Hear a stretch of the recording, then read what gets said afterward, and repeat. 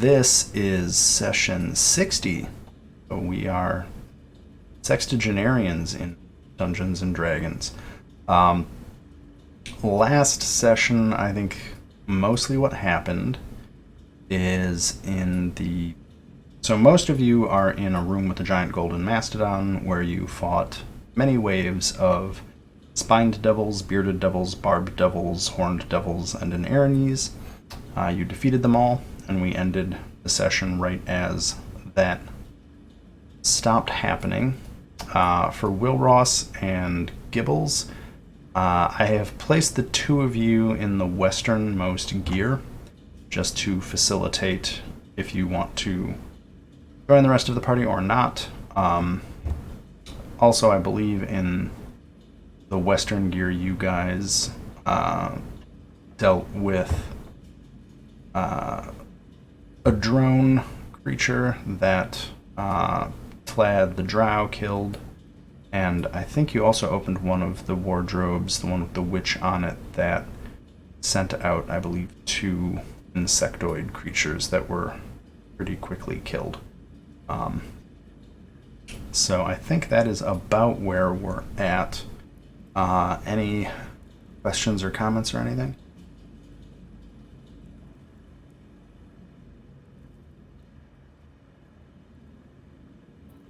Nope. Cool.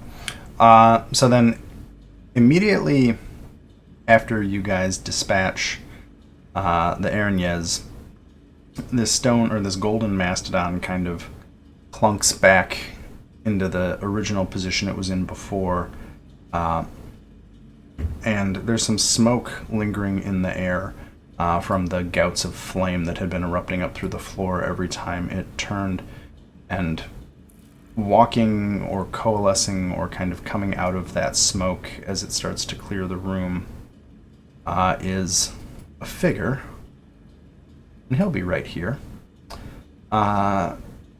As this figure coalesces next to the mastodon, the smell of smoke and brimstone is replaced with the sense of jasmine, frankincense, and grave dust, and the man standing here is a kind of gruesome undead-looking Chultan male that vaguely resembles the warrior on the murals in the wall, and he is holding a very ornate gem-encrusted chalice covered in gems and kind of gold filigree. And as he appears, the block that had dropped sealing this room to the north also ascends back into the ceiling. Oh, yeah. Sure. Of course there was a block. Yeah, there was a block there. I forgot to put it there, but it was there. I mean, like I was going to leave a room with demons popping out. Well, you know. Or devils or whatever they were. Here. There's a block. And now it's gone. The magic of virtual tabletops. I think Gibbles and Will Ross, you would have heard the block drop and commotion coming from the hallway to the southeast of you. Imagine that hallway connects directly. Yeah, there you go. So if you want to investigate, you can. You were in temporal timeout because, you know. Yeah, Will Ross is dealing with some existential life issues. And you remember who got the killing blow on that last Aranez? Nope. I don't either. Looks like I'm the last one who rolled attack. Yeah? Well, then I'm guessing it was probably you. Well, then I'm going to say that this undead Chultan dude turns to you and kind of holds up the chalice towards you in a manner that looks like he is offering it to you. I will take the chalice and... As you take it, this figure kind of fades into dust and ash and disappears from the room. And then, like, as I'm about to say something to the figure, I just kind of like awkwardly close my mouth. All right, so I wonder what this is. I think Will Is there Ross. anything in the chalice? It's empty. Sorry, again, this is one of those items where there were plot points around it, but you guys sailed right past them. Would I recognize the chalice? You are archaeologist. Was that your background? Yes. Yeah, I'll say you recognize this as the skull chalice of Chikagare. The legends around it, nobody really knew, or it looks like that's what it is to you. I mean, it appears to be that in classic Indiana Jones fashion. This, much like the ruby that you all found in the stone juggernaut room, is another mythical treasure of Chult lost to time.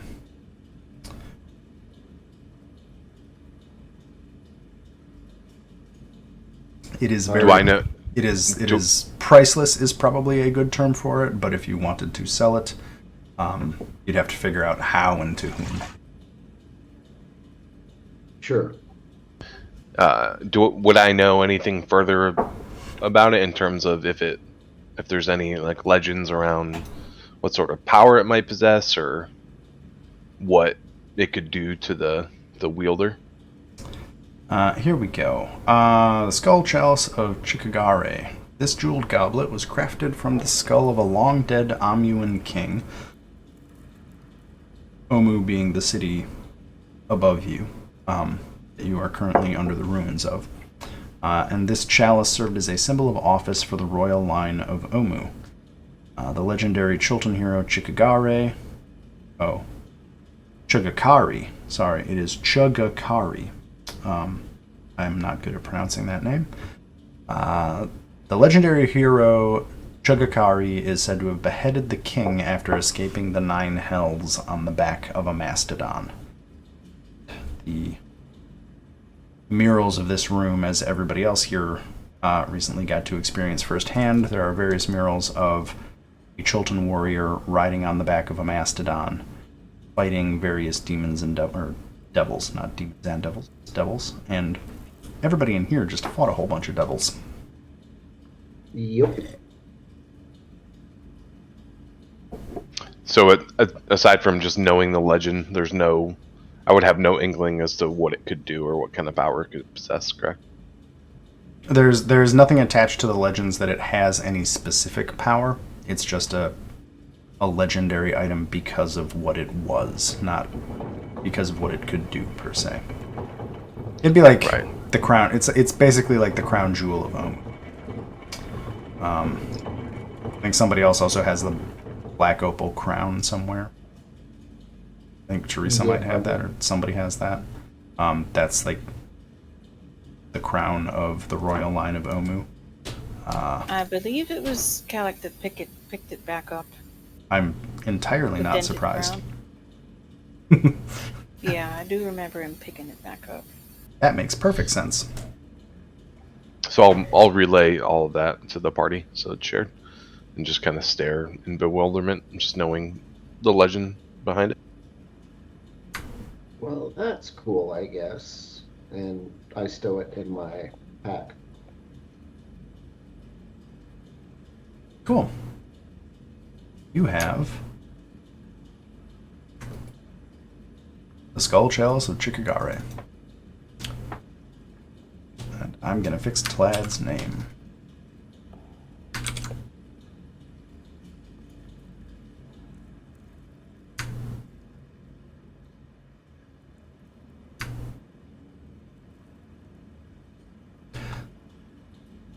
Yeah, I don't, at this point, you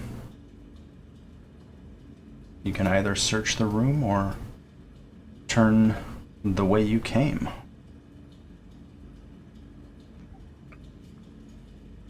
Yeah, can Wilrose take a look to see if there's any other thing of interest or any hidden doors or anything like that? You can definitely do a perception check to check for hidden doors.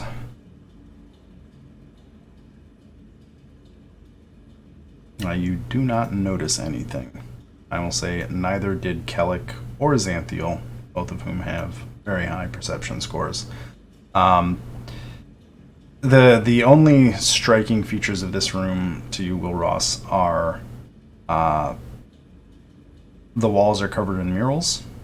The giant, well, it's not giant, it's just a mastodon in the middle of the floor, is covered in gold, and its tusks are coated in a very large number, probably 50 or so gemstones.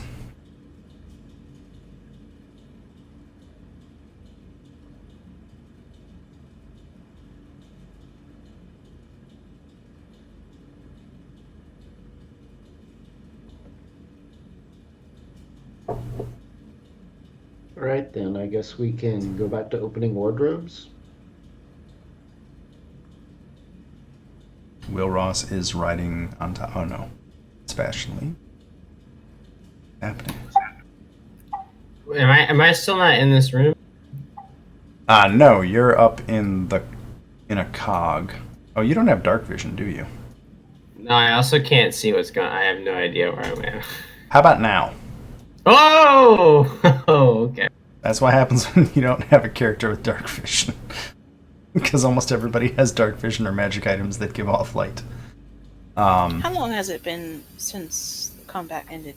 I don't know if my gargoyle is still there or not. I mean, I would say 5 minutes or so. Okay, and it's still there. How long does your gargoyle last? The spell lasts for, I believe, an hour. Let me double check. Ooh.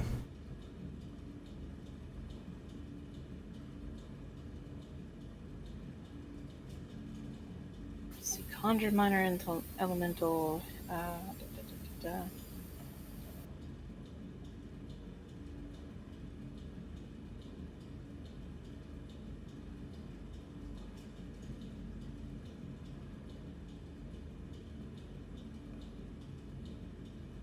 Yeah, it lasts for 1 hour. Okay. So my gargoyle is just going to be following me. Okay. I will order it to stand by and follow me until they are hostile. Cool. Oh, two of your zombies did end up getting burnt. Yeah, I figured as much. There was only so much room on the mastodon. Necromancer zombies are very weak. They don't scale well. I mean, hey, better than nothing. I'm just going to leave Kellic, Xanthiel, and Yansa down here just so I don't have to worry about them. Because, yeah. They're going to stare at pretties for a while. I'm just going to say that I think this is totally in keeping with Kellic, at least. He's going to pry the gems off of the tusks. Yeah, that's valid. I think that's completely in keeping with his character. I should probably have rolled a sleight of hand check to see if he stole the chalice from you. But, such is life. Okay. So back in this room, my crudely drawn art, for those who are not here last time, was trying to explain what is happening in this room. We have a pentagonal chamber on top of a gear. For anybody who doesn't remember, the centerpiece of this floor is basically 3 giant gears that rotate in relation to each other. Not sure who all was here for which parts of that, but you are now in the easternmost gear. There are 5 teak wardrobes in this chamber, each carved with a different scene on the doors. As a general statement, all of the wardrobes are latched closed, but not locked. So just that's basically they are latched closed, but not locked. The 5 wardrobes are one that had a ornate clock up here. That one was opened and had a small mechanical creature come out. Tlad, the drow that you guys rescued from the Mirror of Life Trapping, shot it out of pity because it kept trying to fly back into the wardrobe but could not cross a magical barrier.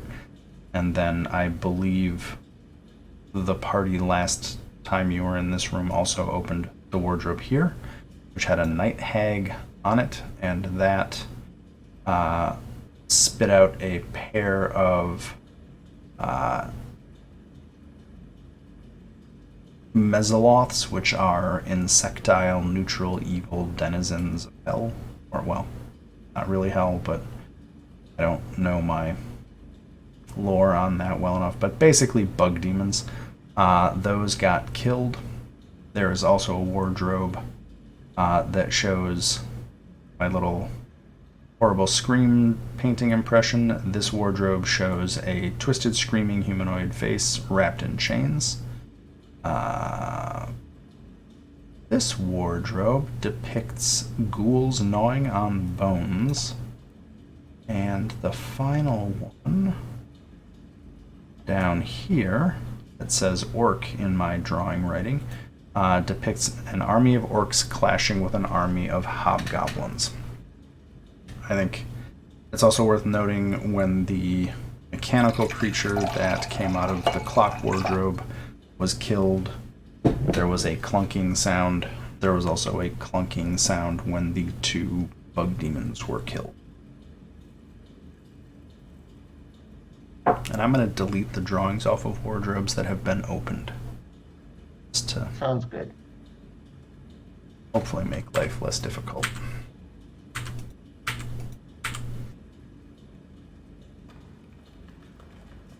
Unless anyone objects, I'm gonna open the wardrobe with the orcs and hobgoblins on it.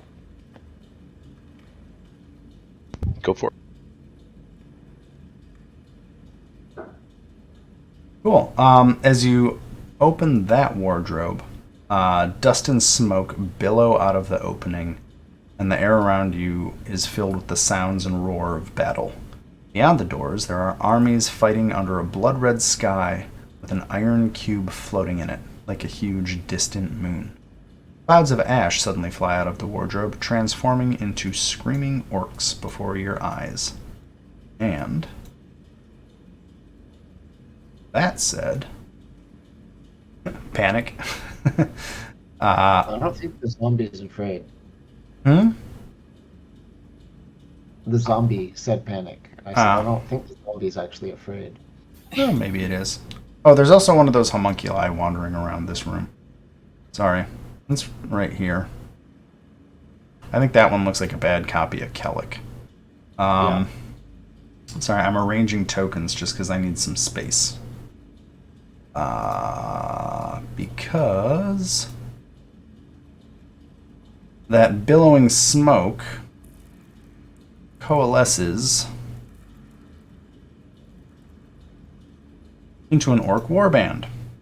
There are 7 orcs and an orc war chief that all eye all of you up with a healthy amount of bloodlust, and that is the sign to roll initiative because they are going to attack you. No hobgoblins? Disappointing. I mean, I could pull some hobgoblins in quick if you. I mean, it's fine.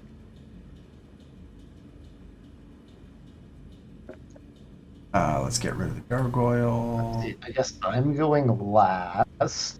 Wow.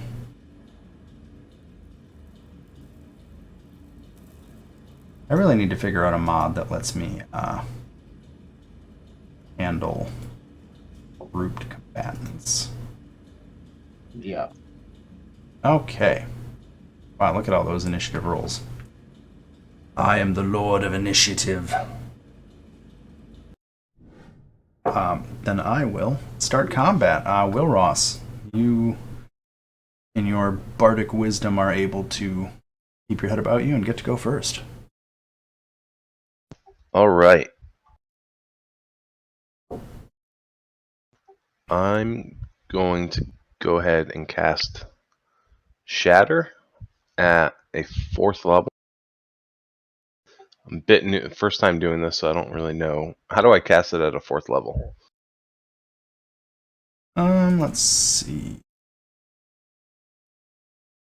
Oh, cast at level. Sorry. Yeah, I think it's in there. Shatter. What level is Shatter? 2nd level. 2nd level. Okay.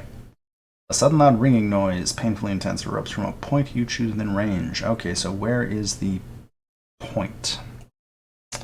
Right there. I just, yeah, so it should hit all 9 and not hit any friendly. Jesus Christ. Or Yeah. Well, I have to make some Constitution saving throws, huh?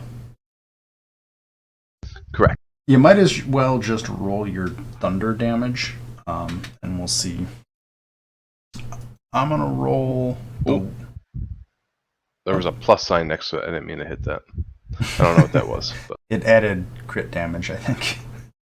Yeah, your crit roll was like Pretty choice. Yeah. amazingly better than your regular damage roll. Okay, well, I'm gonna do the 3 nat 1s versus 3 nat 8s.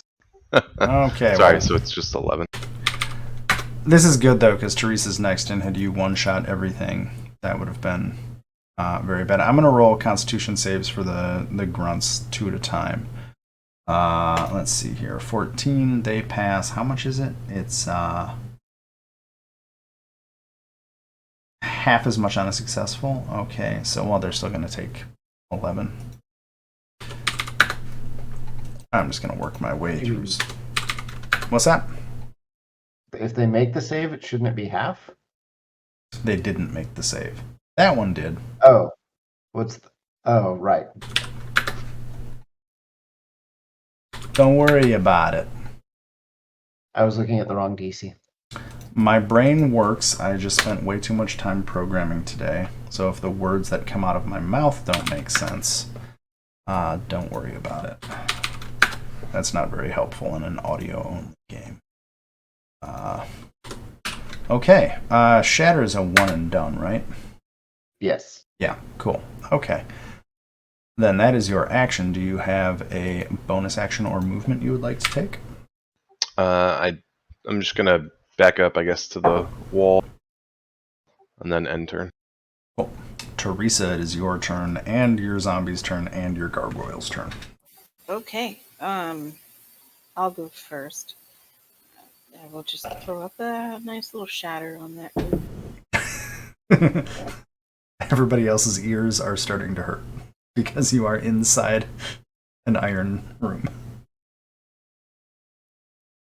Ooh. Right here should be good. Teresa with the higher DC shatter.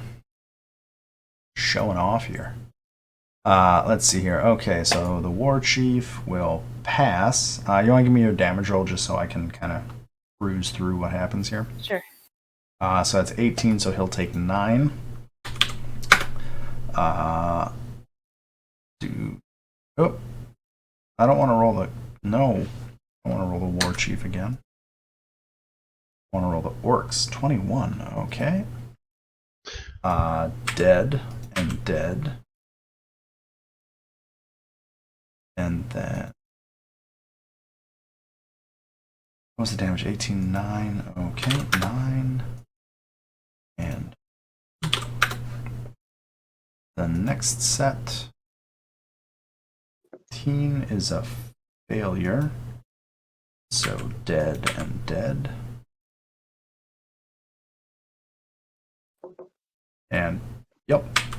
So between the first shatter and then the second slightly louder shatter, most of those orcs just fall over, dead, blood coming out of their ears from the sheer concussive, or maybe percussive, onslaught the two of you have wrought against them.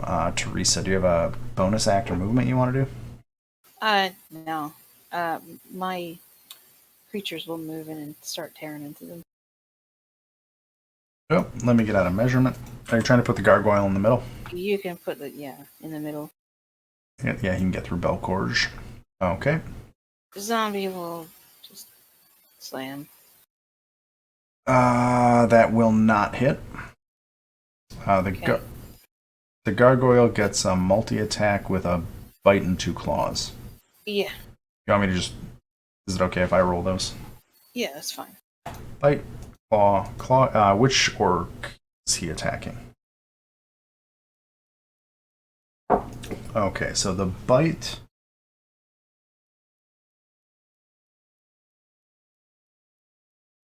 Okay.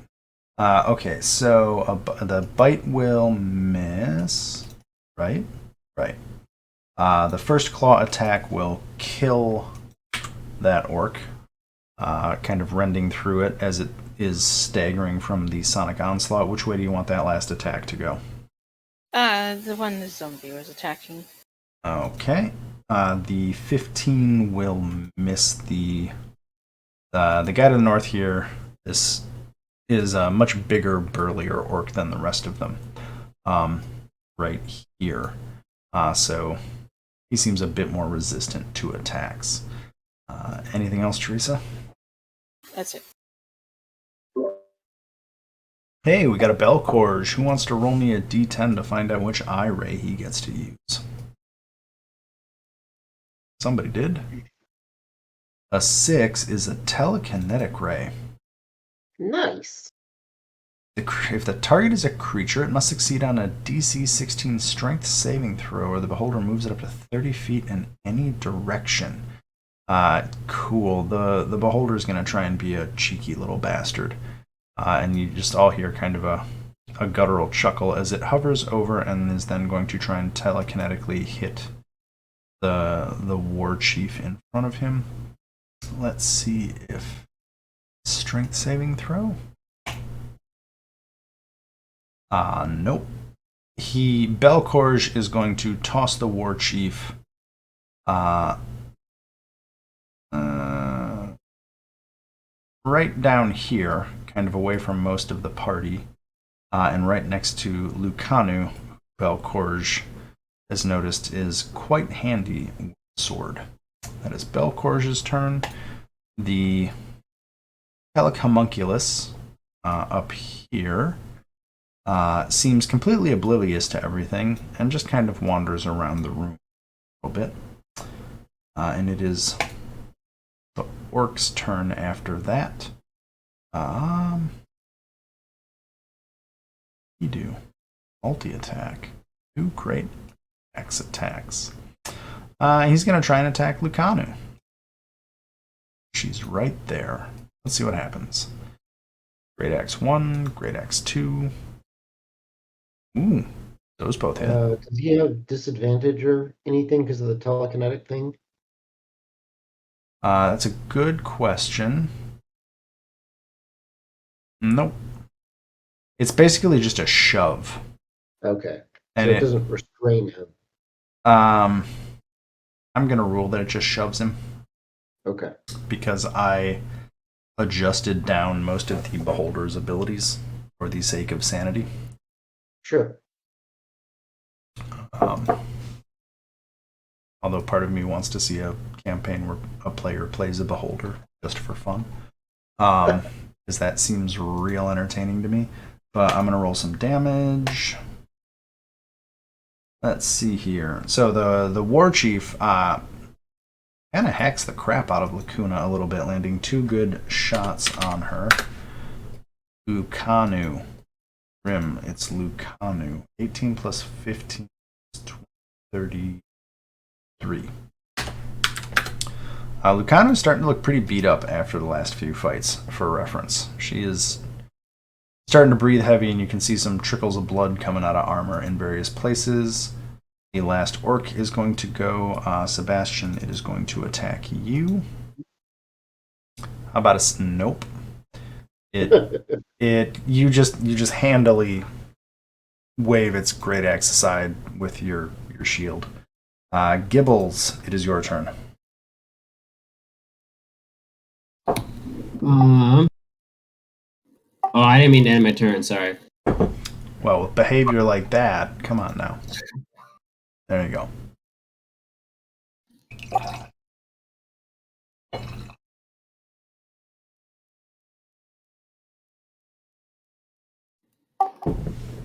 Okay, I'm gonna go here. I'm gonna attack with my rapier.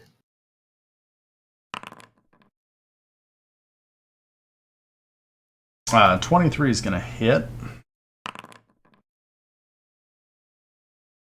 For 13. Okay, and then because I hit him and I'm next to Lucano, I'm gonna use my sneak attack.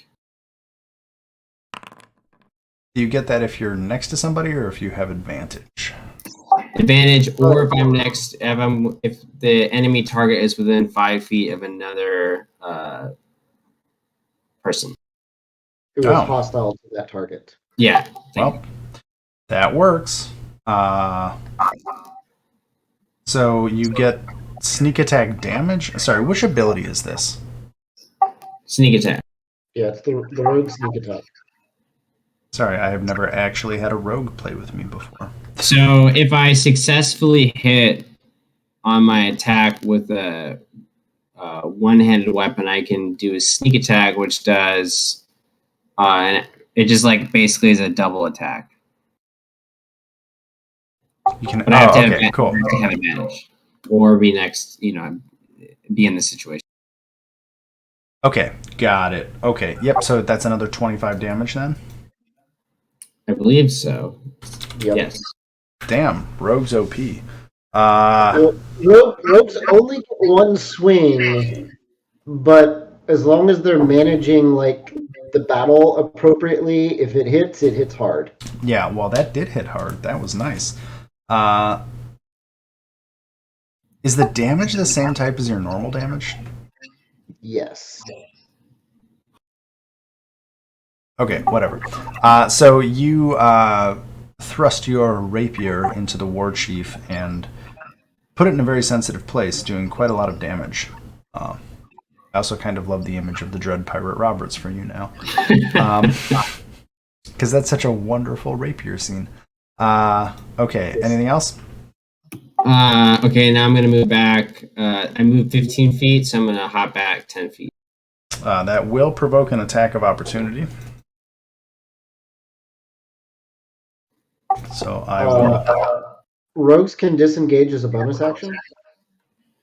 Does my sneak... Oh, yeah, okay, sorry. My sneak attack is not bonus, so I will disengage and go my 10 feet. Oh, you. You're lucky Sebastian's here. Because that could have hurt. Okay, anything else? No, that's it. Cool. Biff Longsteel of the Humandale Longsteels is going to charge the orc in front of him and try to hit it with, I guess, a slam attack. And... well, damn. Damn, Biff. Biff just pretty much comes up and haymakers that orc as it is reeling from the sonic blasts and getting its blow deflected, and just lays it out. And that orc is down. So good job, Biff. Yeah. So you're not useless. I'm trying. I'm trying my best. This makes it Iku's turn. I think historically, Sebastian, it was my turn. Or was it not? Or was that the next token? No, Biff, Iku, Tlad, you. Oh, I think it was telling me I was next because I still have control for Iku. Yes, it is Iku's turn. So I guess I'm still there. And usually you control Iku, so would you like to? Iku is not like super impressive, as I recall. She's tanky, and she's a heal battery, and she's too far from Mbala to do her really cool shit. Right. Basically. Because giving you all a semi-immortal divine being seemed like a bad idea. But a beholder wasn't. I made the beholder tiny, okay? Right. Where No, not bite, not constrict. Where is her weapon? What was She had it? a staff or something, right? Where'd it go? Oh, that's the wrong Iku, ain't it? Oh boy. Okay. That's embarrassing, but that's okay.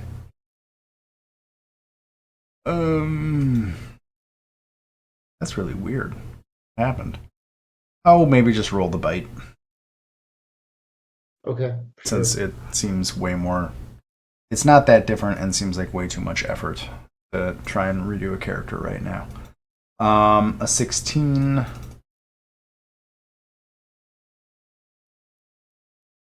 I can't remember. Ties go to the defender, right? Or is it attacker in this Armor game? classes meet or exceed. Okay, you hit. But whatever the Cool. Constitution thing is, no. Yeah, that's. I'm just ignoring that. It's So, staff. 6 damage with our quarterstaff. We're just using the bite to stand in because I think a quarterstaff is pretty close to the bite. Probably. It's bashing damage, but that doesn't matter. Now it is Tlad's turn. Oops. Oops, what? Oh, I'm We assuming both hit in turn for Iku. Okay. I'm assuming it's Tlad's turn, right? Move attack. Yeah. She doesn't really have a bonus attack. Tlad will shoot. Tlad, where's your crossbow? What happened? I feel like my NPCs got messed up.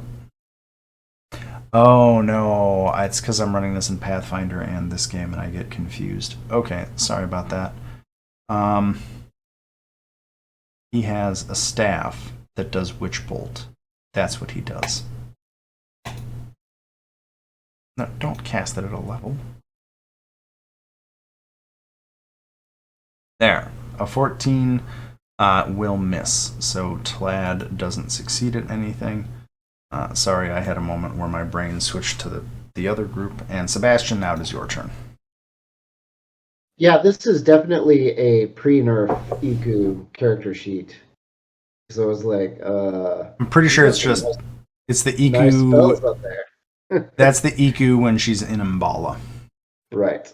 where she is the Naga guardian of or well, not Naga, but whatever. She's the guardian spirit. She is the guardian of Umbala. Can I go there, or am I like in the wall? That's fine. Okay. We're gonna attack this guy with advantage because flanking. Yep. Nope. Yep.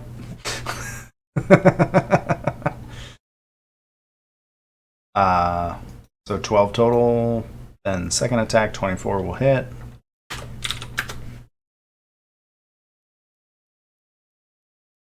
For a total of 12 and then 15.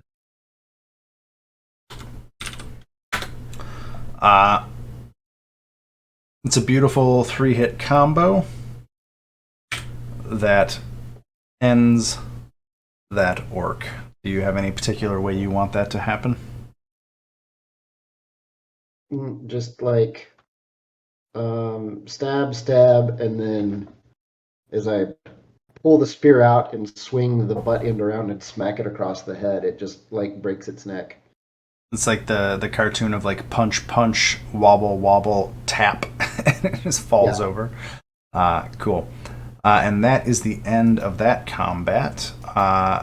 As that orc falls to the ground, the wardrobe that he came out of with that burning battlefield and the iron cube in the sky slams shut, and you all hear another loud clunk sound coming from somewhere outside the chamber.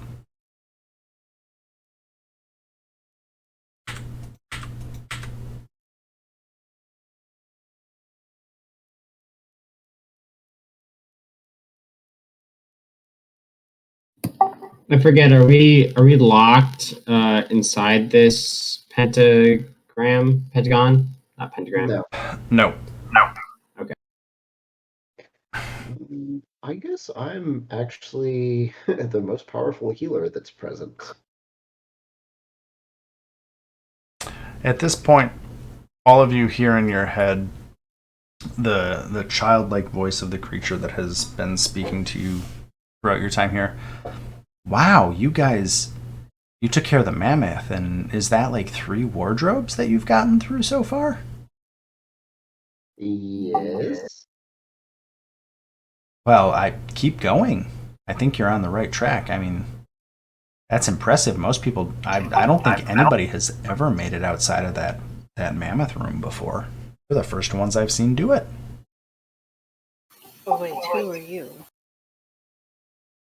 Is that the lizard or is it something? Not It's lizard, but the worm. the thing in the water.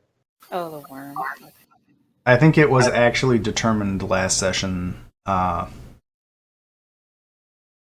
a minute. I'm pretty sure somebody has figured out that it's an aboleth. That explains it. In the water below. Sorry, we've kind of been like flipping back and forth between who's been in each session. Because I think, Yaza kind of went down in a diving cage by the service stairwell. I'm not sure who was here for that, but that session there was like a 45-minute conversation with Leroy, the aboleth. Yeah. So Leroy is kind of cheerleading you guys on at this point, mostly. In a strangely psychopathic way. Psychotic or psychopathic? Psychopath means immoral. Psychotic means... That's very strange, considering apocalypse are evil by default.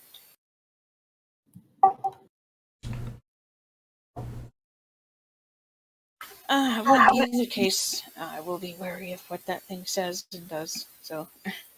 I will say for anybody who's not been present for quite a bit of aboleth discourse, Leroy, although very creepy and very happy to eat anything that you guys throw in the water, has taken no directly hostile actions and seems mostly curious and interested to talk to all of you. I think it was also very salient pieces of information words. I can do words. Salient information about Leroy. Leroy was here before the tomb was constructed in this lake, and mostly has expressed being more interested in talking to visitors that want to talk to Leroy. Leroy is frustrated that people frequently try to attack Leroy, which Leroy thinks is a stupid idea. Because so far Leroy has always won. Yeah, that's kind of Leroy. Leroy wants friends. Yeah. I don't trust him. Leroy, do you know what happens if all of the 5 wardrobes are open? That's a good... I think it opens the gate to the north. Nobody's ever actually done it before. You guys have gotten a lot further through all of these silly puzzles than anybody else has. There's also a lot more of you than usual. Usually there's just a couple of people left that come down here by the time they go through all of the silliness above. So, but I think when they were building it, there's a gate in the hallway a little bit north of you, and I think if you open all the wardrobes, it'll probably open the gate. I'm kind of guessing, but that seems in line with kind of how stupid most of these things are. Do you know what lies beyond that gate by chance? Not really. I know the place that powers all of this is back there, and I'm assuming they built a chamber underneath this one, so I'm assuming there's some way to get there to the north. But mostly people who get this far, they either die or try to kill me. And most of them have died either in those cog rooms you're in, or or they've died in the southern chambers. But you've solved all of those, it sounds like. So I'm not really sure what happens if you go in the floor below this. Thank you, Leroy. You're welcome. Hey, what's your name? It's Will Rock. Hi, Will Ross. Where are you from?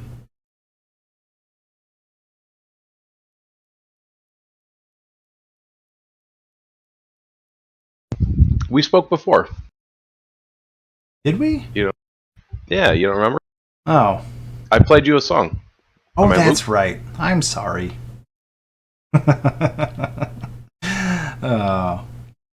DM note, I'm running the same roleplay in 2 different campaigns over the last month.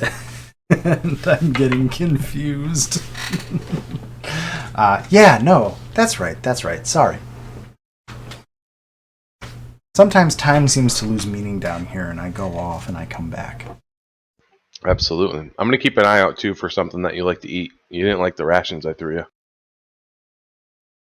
Well, it smells like there's a lot of blood on the floor in there right now. You could just toss all of that down, and I'm sure some of that would be tasty.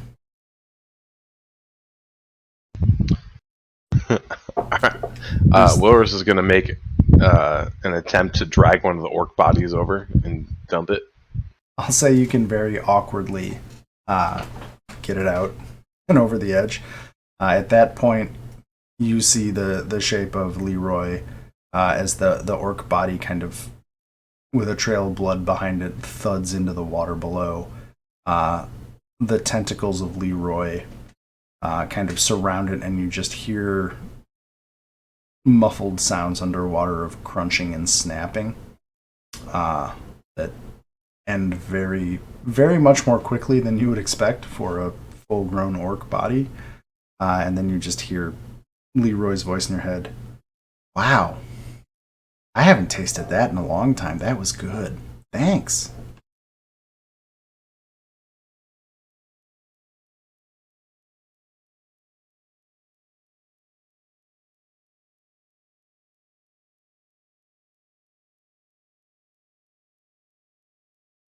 So should we keep opening wardrobes?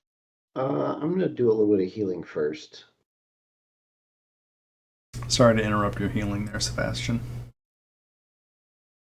I don't actually want to plant this aura. There we go. Okay.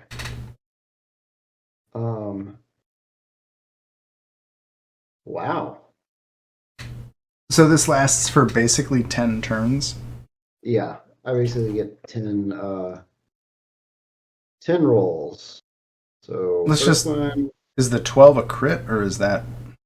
I rolled 2 6s on a 2d6. The green is because one of the dice Yeah. was max. They both were, actually. Yeah. If it was like a 6 and a 1, it would still be green. Yeah. Or actually, I don't know if it would do if there's one max and one minimum. I think it still shows 6 green. and 2 would be green. Let's just do this. So on myself. Do you just want to do the average of 2d6 to avoid rolling 10 times? Sure. So I get 8 7. 8 more hits of 7. Who all needs Just call it healing? 7. Who else is injured? I can see everybody's hit points, but I'm going to let party members talk first. Teresa's gone Teresa's for a not moment. here. So Teresa is slightly wounded and could use a hit. All right, I'll give a hit to Teresa. We will add, what did I say, 7? 7. Cool. Yeah. Can Belcorge be healed? I don't know why not.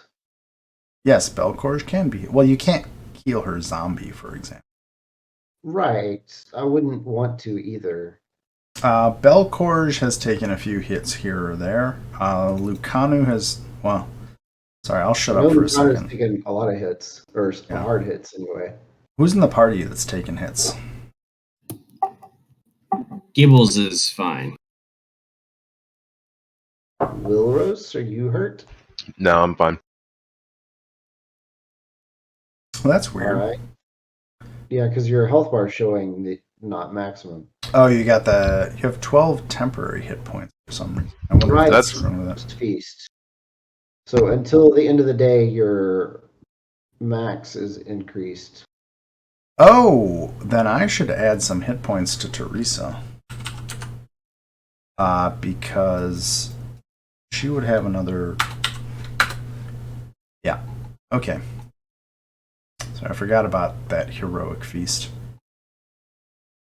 You know what the material components for heroic feast are?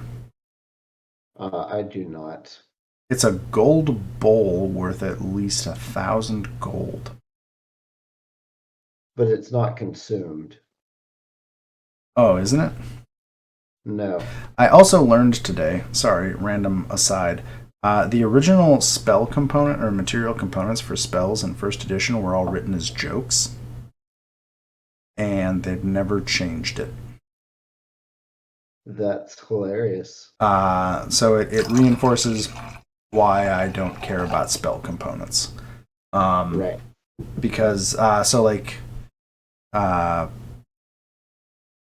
invisibility is blowing talc, or see invisibility is blowing a powdered talc into the air. Lightning rod is rubbing wool on amber. Gust of wind is a bean.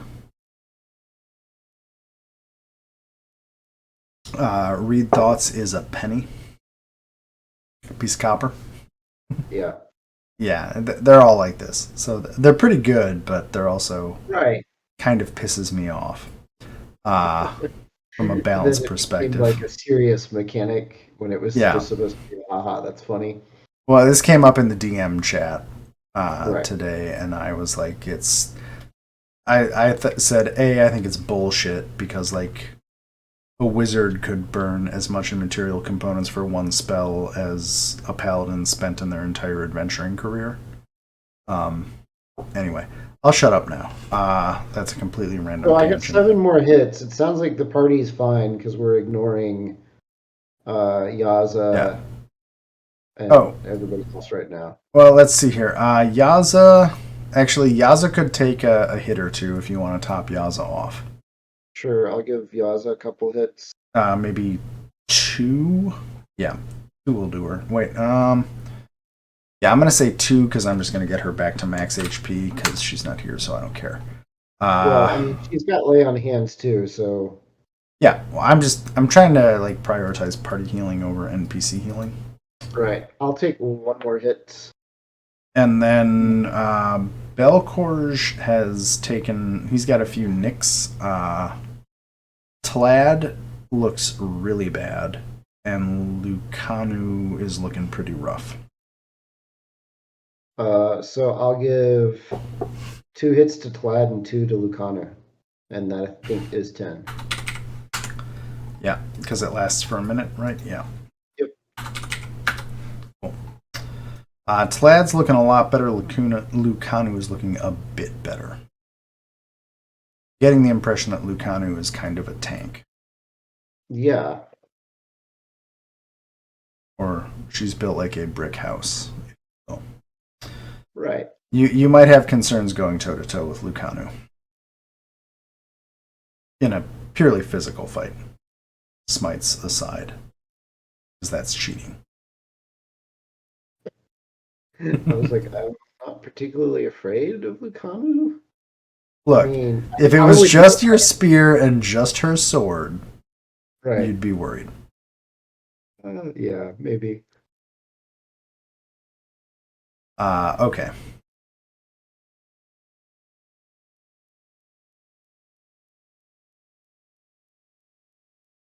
So yeah, I guess we can open the next next wardrobe. Cool. Teresa, are you present?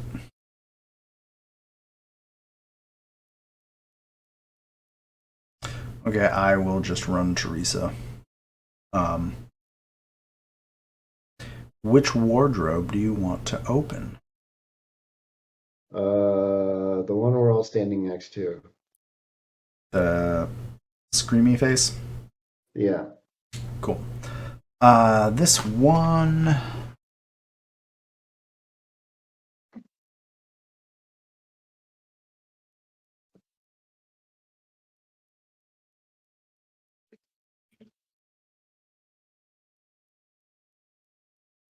Sorry, I had to find it in lots of text. So as you open the door to this wardrobe, waves of heat assail you as the door opens, revealing an iron road leading to a basalt citadel surrounded by the charred remains of defeated armies. Prisoners scream from iron gibbets that festoon the citadel walls. Suddenly, a single glowing ember flies out of the wardrobe and transforms into a winged, bony fiend with a smiling, skull-like visage. And... really? Is that a token I deleted? No, there it is.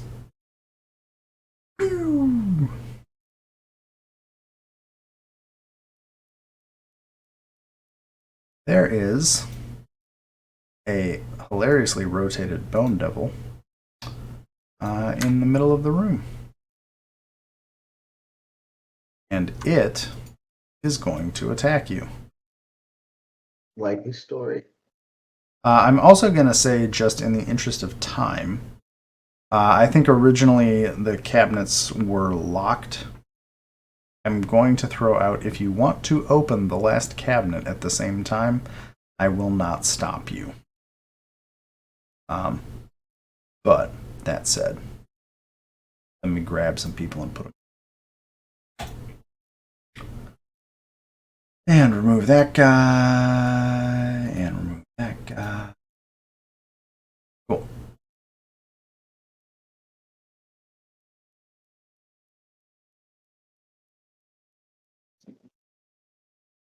Roll initiative, please. Sorry. Since I did not say that out loud.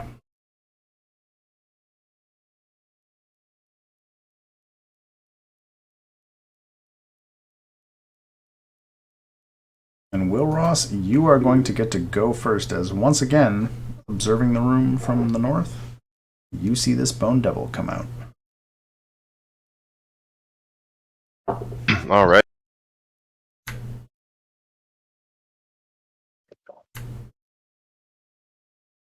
I'm going to cast Hold Person, or excuse me, Hold Monster at a 5th level.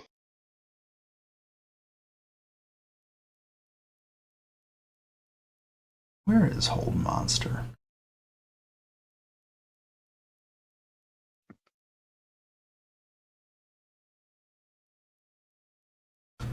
Okay, so it targets creatures. Cool.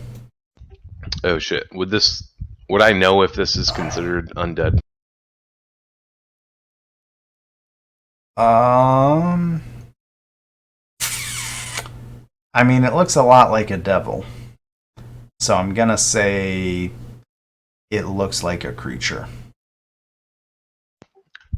Right, but not undead.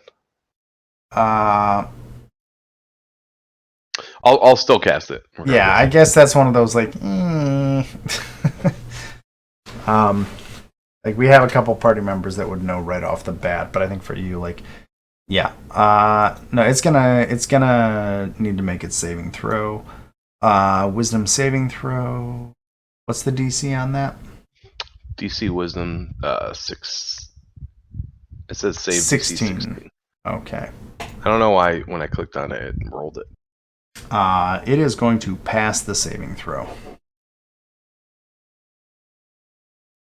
All right. At the end of each of its turn, it can make. Oh, so sadly, I think that just failed. All right. Nice attempt, but it breaks free of your attempt. Right. It is Tlad's turn. Oh, Tlad. He's gonna black tentacle it. Why do I have no spell? Oh, he does have spell slots. Okay. But he has no spells? Really? Oh, Jesus Christ. Oh, we'll go with Witch Bolt. Why not?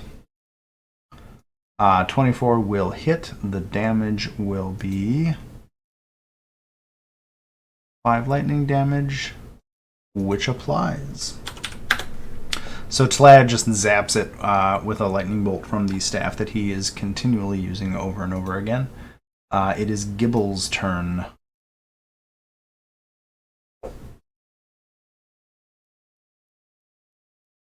Hey.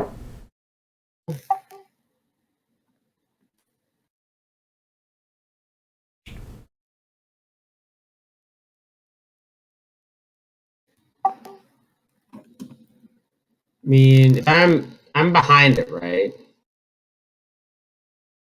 I mean, there's no facing in 5th edition, really. So do I have advantage in this situation or no? No. Yeah, I would say. Well, I'm gonna say no. Because like the gargoyle's an ally of the party, but it's kind of. Right. So the way to get advantage because we're using flanking, basically you have to draw a line from yourself to an allied character through the creature. Which with a large creature like this would basically be like, oh god, don't do that. Don't do that. Sorry. Are you talking about rogue sneak attack? Yeah. Well, he's talking about the advantage Jesus. from flanking house rule we've been using. Oh, okay. It's not a house rule. It's a variant Or rule. optional rule. It's an alternate rule from the DMG. Sorry, I can't draw because there's a giant drawing thing that makes the gear work, but like basically like the area I'm pinging now, if you had an ally there, that would count as flanking, but right now you've got the skeleton key and a gargoyle, which I'm gonna say for right now is not enough for advantage, and Iku is not. I'm just gonna say Iku's not enough for advantage. Because You can feint as a bonus action to get advantage, or something like that. I forget. It's in one of the newer books. I think I'd rather use my bonus action. I'm going to attack and use my bonus action to dodge. Or to get out of there. Yeah. So I'm going to run up with my little rapier, shitting my pants, and I'm going to attack.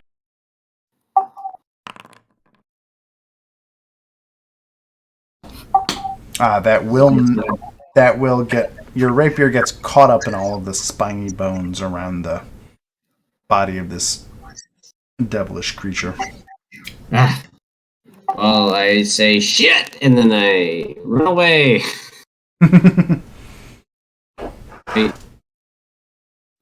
There we go. That's my turn. Brave Sir Gibbles becomes brave Sir Robin. Cool. Then we have Belcorge. Who wants to roll a d10 for me?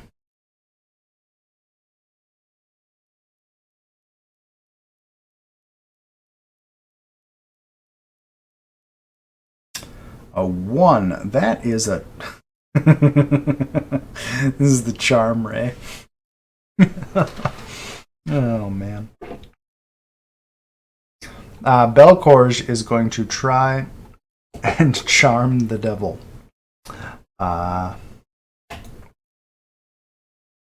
Unexpected consequences here, right? This is a wisdom saving throw. Well, it passed. So sadly, Belcorge does not charm the bone devil. The Kellic homunculus just kind of wanders around. I guess, Sebastian, technically you would incur an attack of opportunity on it if you would like. Yeah, I don't care. That brings us to Iku's turn.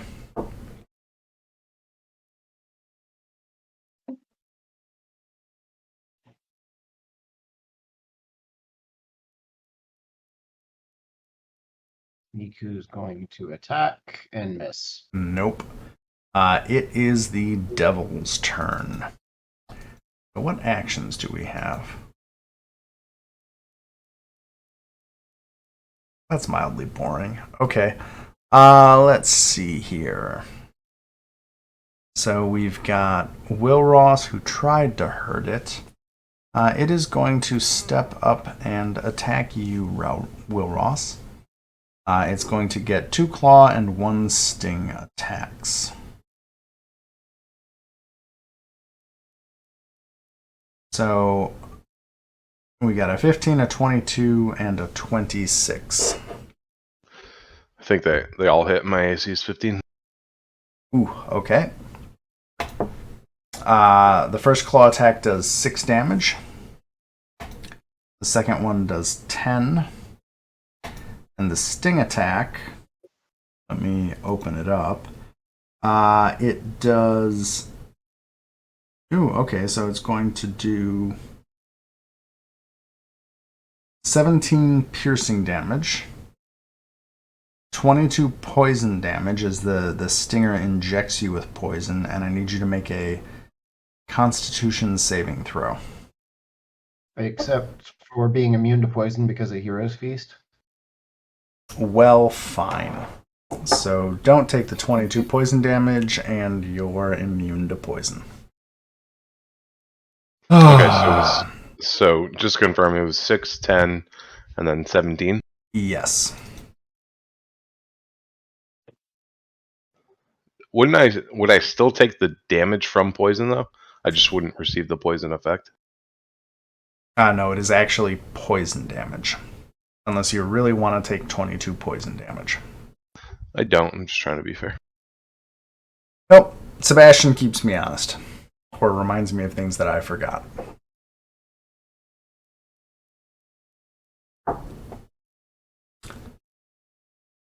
Although it's good to point out that theoretically, yeah. Anyway, nothing to point out. Teresa, it is your turn, and I don't have to play you. All right. And your gargoyle and your zombie. All right. Let's see.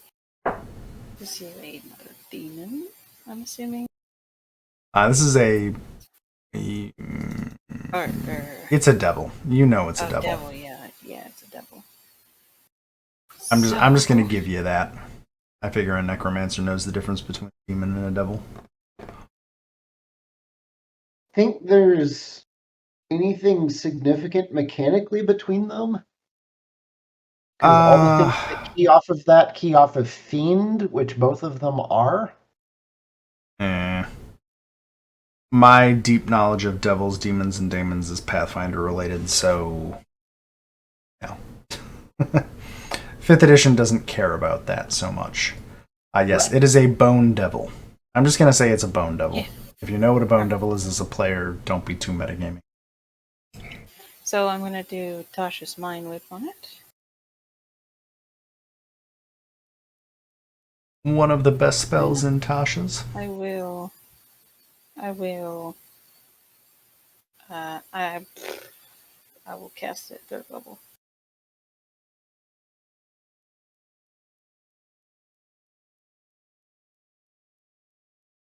Okay, so let's see here. It must make an intelligence saving throw off the bat. Okay.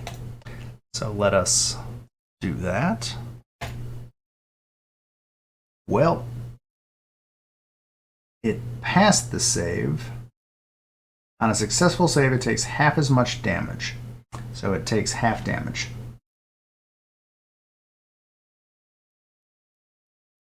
That's terrible. Oof. Wait, did it not roll the 3rd die? No, it didn't. It did. Well, I upcasted it. 5 plus 1 plus 6. Oh, yeah. Sorry. So it takes additional targets. Okay. Yeah.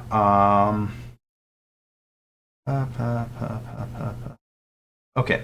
Cool. So it's going to take 12 damage. Not 152. And 12. Or 6 damage, right? Oh yeah, six? you're right. Yes. Half damage, 6 damage. Zombie will go up and punch it. So it misses, of course. It just ineffectually hits one of the long arms of this creature. Yeah. Where Gargoyle will continue to attack all hostiles. is that good? Yeah, it's fine. And then, do you mind if I roll the attacks for you? Yeah, go ahead.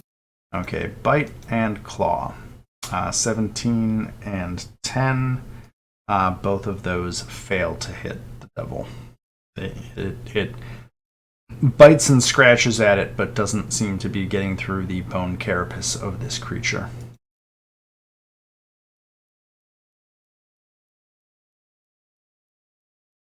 Any other actions? I'm Run away. probably going to move her a bit.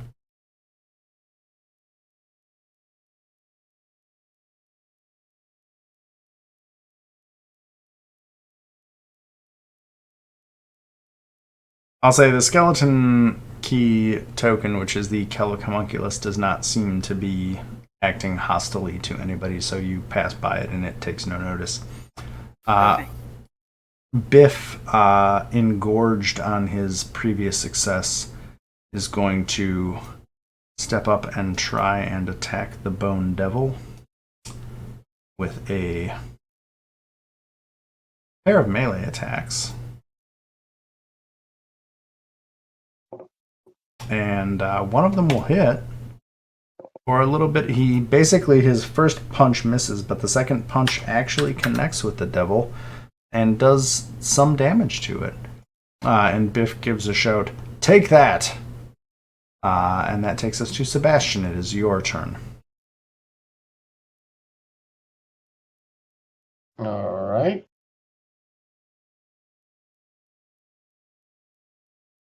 I'm going to swing around up here. And that will get you to flanking Cool. via Iku. So a 29 hits, a 27 hits. So many dice bouncing. A 15 will miss. So Okay. I'm going to just double check real quick. Yep. So 12 plus 6 is 18. Wait, well, let's do this a different way. 12 plus 12 is 24, plus 6 is 30, plus 3 is 33. Because that math makes more sense to me. So that is 33 damage. Movement act, bonus act, right? Nope. Well, the bonus action Yeah. missed. Yeah, I was just counting them off in my head. Or with my mouth, because that's how I talk. Lucanu is going to step up and also attack. How many multi-attacks does she get? 3 attacks with the greatsword. 1, 2, 3. Those are all at advantage. So let me do that just to see if there are any crits. No crits, so she will do... Okay. I have to do some math now. 7 plus 5 is 12. Plus another 7. No. 13 divided by 2 is not 7. Yeah, it is. It's 7 plus 5 is 12. Plus half of 15 is...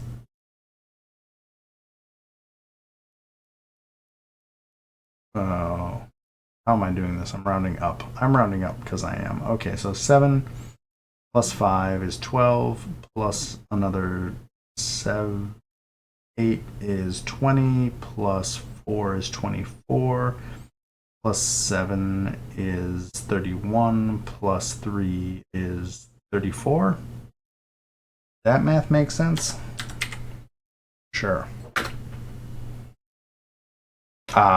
Yeah, so she lands 3 solid hits with her greatsword, and that is her turn. Will Ross, it's back to you. All right. Seeing that my spell was ineffective, I'm going to try to help out my allies, and I'm going to cast haste on Gilbert. What does it do? It'll link in the chat in 1 sec. So choose a willing creature that you can see within range until the spell ends, which is a minute. The target speed is doubled. It gains a +2 bonus to AC. It has advantage on dexterity saving throws, and it gains an additional action on each of its turns. That action can be used only to take the attack, dash, disengage, hide, or use an object action. When the spell ends after a minute, the target can't move or take actions until after its next turn. Nice. Oh, it is concentration. Okay. Yeah. Monsieur Gibbles is on Adderall. Here we go! So that's an action. Do you want to move or bonus act? I assume I'm still within melee range, right? Definitely. Yeah, I'm gonna just end my turn and hope the monster gets it. Tlad is going to zap with his staff. 19 will hit, and the damage will be 3. So that's kind of sad, but he does connect with that. Tlad is happy to stay down in the furthest corner from the Bone Devil. Gibbles, it is your turn. Okay, I'm gonna run up here. I'm going to. Why would you not go here?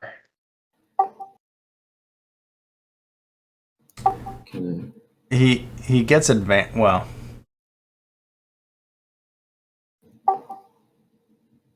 are you asking because he needs advantage? Well, I mean, he doesn't need advantage, but why not get it? Or are you going to count him as flanking with Lucanu from there? I get the advantage because there are other people within nearby. 5 feet. Attack because there are other people there, but that doesn't give you advantage on the attack roll. He does have a point there. Yeah, that's a good point. What? All right, Gibbles attacks with rapier. There's a plus next to the attack that you can use to roll at advantage. The benefit being to see if you crit. There's a plus next to roll. Oh, in the chat. There should be a little plus next to your. If you hover over the attack roll, there should be a plus and a minus. And just click the plus? Yep. Yeah. So, okay, so you hit.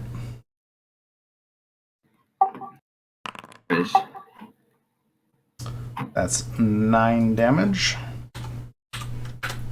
I'm gonna sneak attack quick. Woo. Just keep piling those on. 25 damage. And I'm gonna take my extra action to just attack again.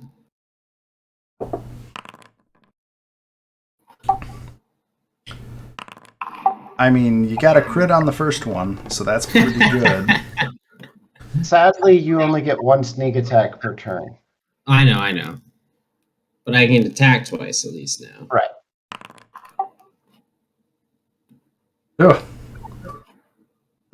So that's a total of 15. Okay, now I can run away. So I went 15.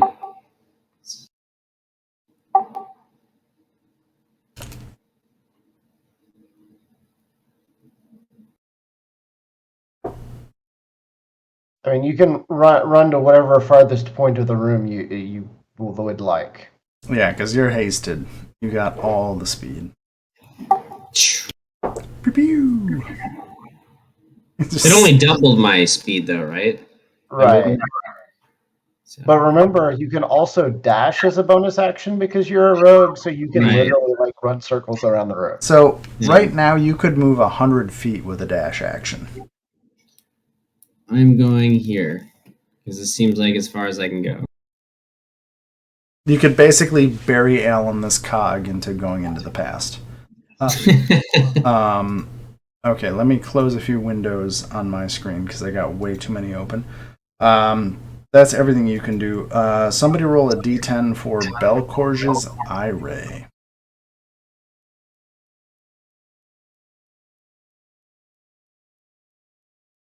So a 3 is Fear Ray.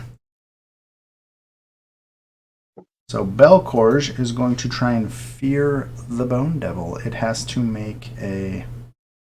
Let me roll it. A pow. The Bone Devil needs to make a DC 16 Wisdom saving throw, which it will pass. And you hear guttural grunts from Belcorge as Belcorge is slowly getting frustrated at how ineffective most of its abilities seem to be right now in its diminished state. The skeleton key that looks like Kellic is going to wander over here, and that brings us to Iku.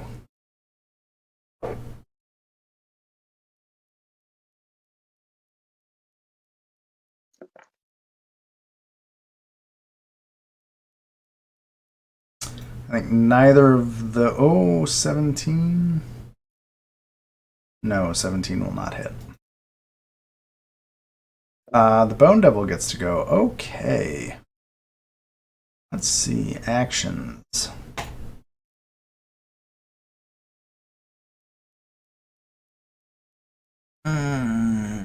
High risk, high reward. Why not?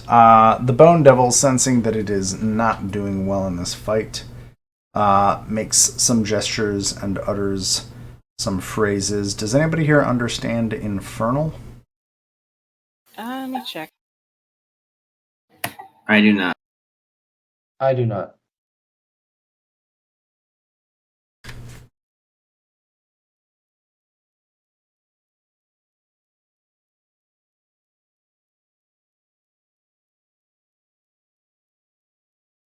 Teresa, I think you So hard. do understand Infernal. Yes, I do. So you hear it chanting out a spell that is an attempted summoning. And it is going to... I have to roll 40% chance. So I'm going to say 0 through 40 is a success, and over that is a failure.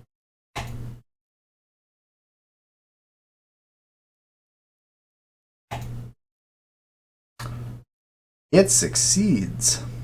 Let's go. Oh boy. I'm Well, scared but excited. That's fun. I've never had that actually work ever. Let me go to the compendium real quick and find out what it summons. Because that was unexpected.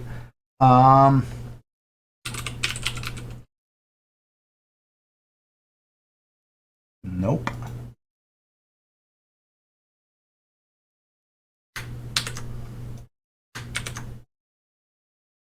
Can you just do what I told you to do?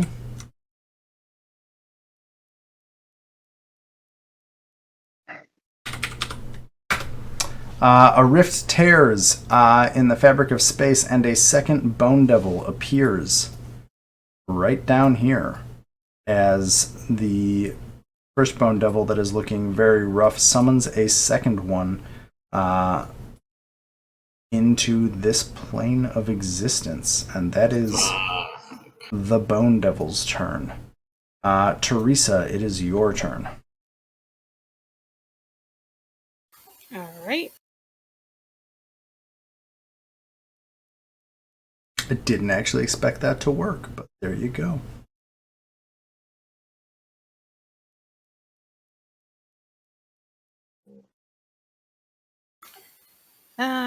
I guess I'm gonna have to. Well,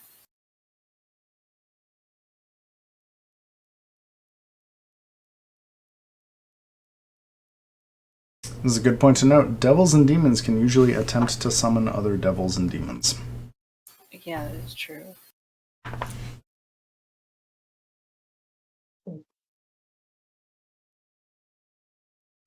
Damn. Okay. So I will just do this then, since now's a good time as any. I will do disintegrate on the one in front of me here.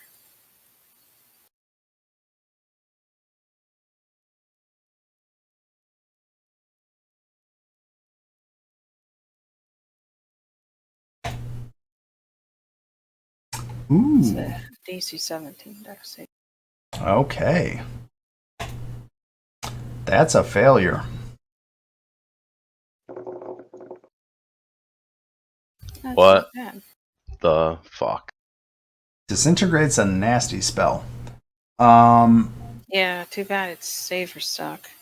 Well, it sucked. So that's 77 damage, which immediately just blasts chunks of bone right off of that devil, and it looks not so great. You just basically trump carded that bone devil. Do you have a bonus actor move? I will try to move away, yeah. I'm gonna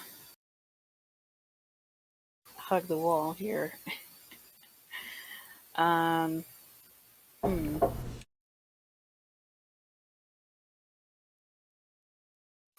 It's too many people up north.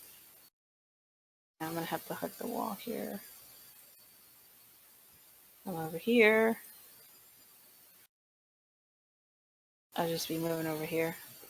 It will get a claw attack of opportunity at you because you're leaving its range. Wait, How does many it? ten- I'm hugging the wall? Oh, well, yeah. It Right has down range. here. All of its attacks have ranged, and I'm using the nice attack. So Okay. so does an 18 hit? Yeah. That'll be 5 slashing damage as it lashes out at you as it's reeling from that disintegrate blast. I didn't use the sting, which would have been really. I think that's everything on your turn. Oh no, you have the gargoyle and the zombie. Sorry. Cinnamon, yeah. Zombie's just gonna keep on punching. Keep on punching. Oh, it hit for one. Whoa. Wow. Yeah. 7 damage. Technically, your zombie would have flanking.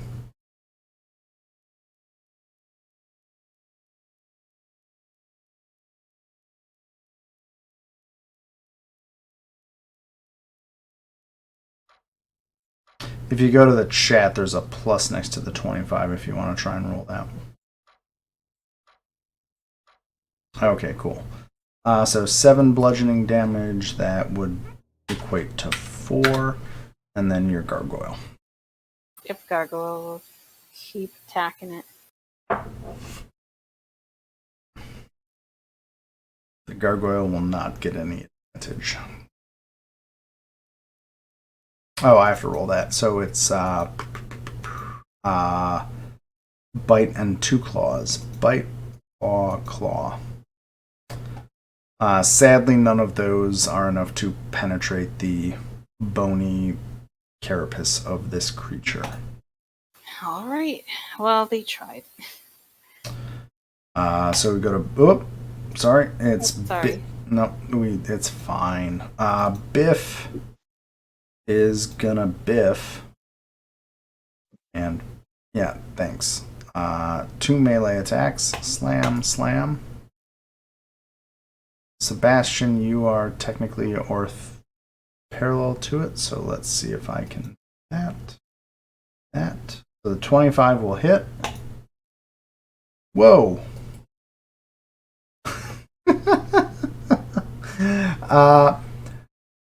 So this incredibly weakened bone devil, Biff punches it with a left hook across the jaw, and then which seems to have no effect. The right hook across the jaw actually hits some weak point in the bony skull of this creature and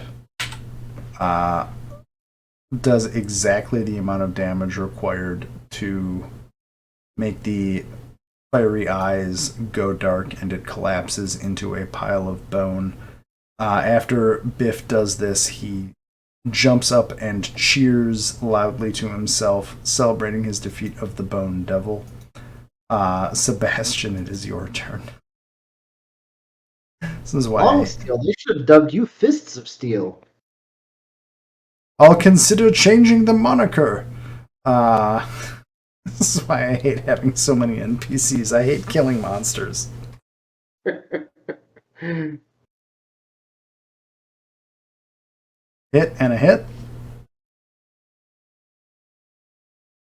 That was the wrong one. Well, they all hit. Yeah, it should have been that one. Okay, well, you get 2 hits then. All right. So 15 plus 11. I can't see the second one. Did the second one roll for a total of 11? Oh, the first one rolled for a total of 11 damage. The second one rolled for a total of 15. Oh, I'm sorry. I can't read. 11 plus 15 is 26. Yep. You apply 26 damage to this second Bone Devil, which is looking pretty rough. Lucanu. What is her movement? 30 feet.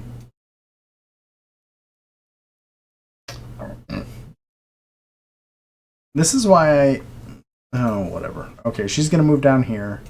3 greatsword attacks with advantage.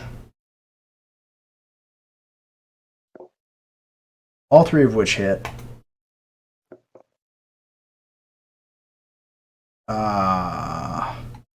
7 plus 4 is 11, plus another 7 is 18, plus 5 is 23, plus 7 is 30, plus 3 is 33. Okay. So again, Lucanu, a beautiful 3-hit combo. Unfortunately, her weapon is not magical, so her damage is getting significantly blunted by this process. Wilross, it is your turn. The Bone Devil looks on the brink of collapsing.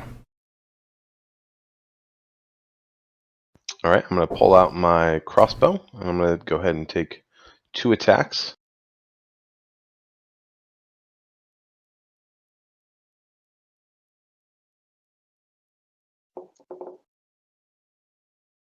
Neither of those are going to hit, unfortunately. All right, And just bounce off the carapace. So many NPCs. Witch Bolt? No, don't cast it. You're using your staff, dude.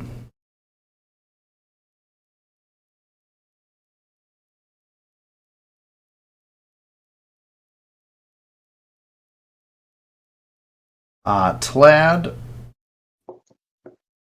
Wow.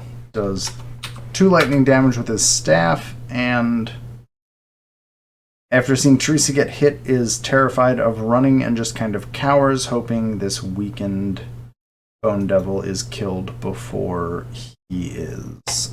Gibbles, it is your turn. Alright, we're gonna do this again.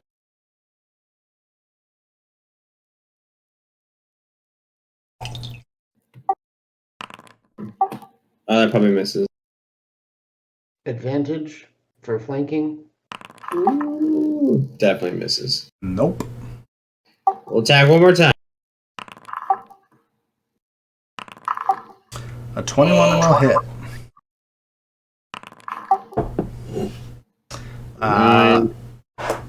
To steal a phrase, how do you do this? With lots of sneak attack damage. I take my rapier and I throw it up in between his ribs and I just swiggle it around. And I think he just like breaks apart. So to use a British term, he was looking shoogly, and you just found the shoogly bit. and destroyed him. And you have laid low the second Bone Devil, and I'm so glad it was a player that did it instead of me. That is the end of combat. I am going to hit that button, and then I am going to run away and use the restroom for a moment. And I will be right back. If anybody else needs a quick break, please go ahead and take it now. I'm actually gonna go to bed. I'm getting a really bad headache. Okay, take care, Sebastian. Thanks for playing. Good night, everybody. See you. See ya. Hey, Sebastian, do you mind if I play you to keep going for Yeah, a little not a bit? problem. Okay. Stabby with the spear. Yeah, spear, bonus attack, and I'll look at your spells. And I do still have my immunity to non-magical piercing and slashing and vulnerability to bludgeoning. I will try to remember that. We'll see what happens. Feel better, man. Otherwise, everything should be on the cheap. Yep, feel better. Yeah. Hopefully next week see you again. I'll be right back.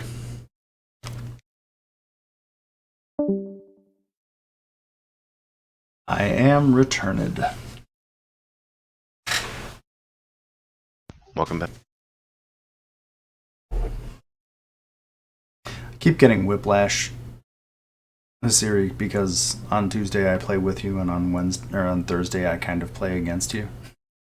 It's quite the conundrum. Yeah. Owen, are you still here? I'm here. Cool. Teresa, are you here? Yeah. Okay, so it's what, 11:07 my time. How's everybody feeling? Do you want to keep rolling with me playing Sebastian? Well, I can keep going until 12. I'm good to go for a little bit longer. Yeah, I'm good. Cool. Okay, I will play our Intrepid Paladin then. Or maybe well, I guess if I have questions on what I think he would do, I might poll you guys. So that takes care of the Scream Face wardrobe. There's another loud clunking sound as you defeat that second Bone Devil. I'd also like to point out that this is the first time I've ever had the devil summon another devil actually work. So that was fun for me, but usually it's a pretty low percentage. Was it a lower version of the devil or identical?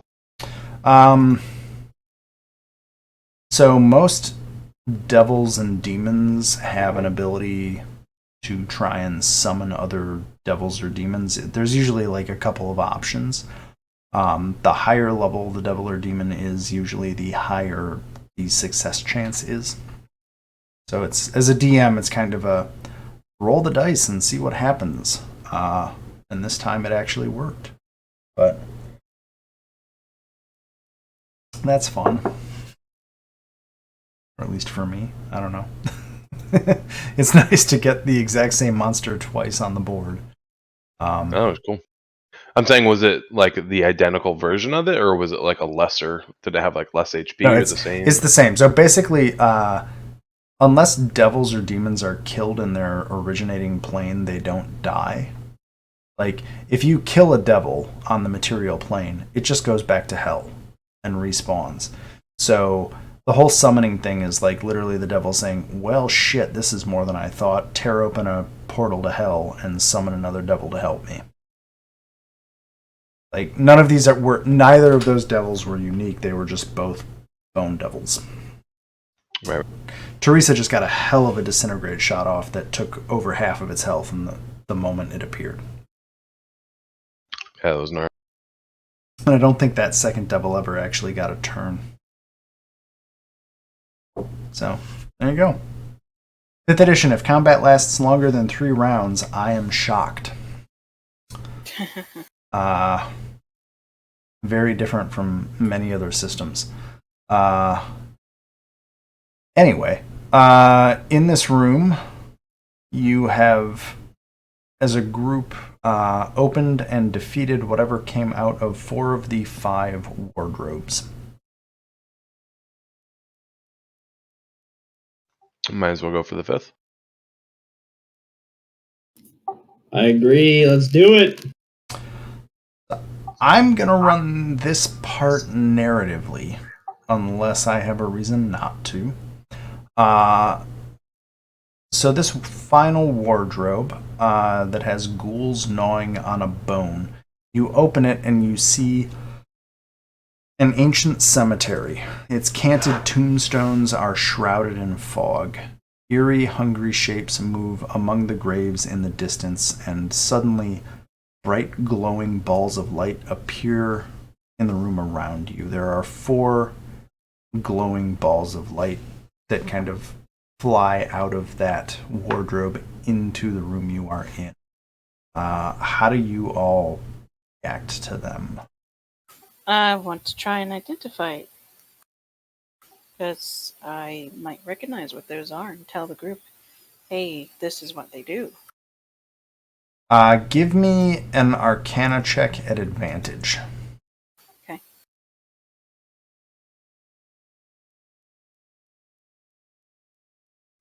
Great. Technically, skill abilities can't crit, but that's a really good roll. Literally the best roll you could do. So these are 4 will-o-wisps. They're malevolent, wispy balls of light that haunt graveyards and lonely places and battlefields. They're not particularly strong. They can turn invisible. And kind of, basically, if they choose to, they can kind of phase out of this plane of existence. And there are 4 of them in the room.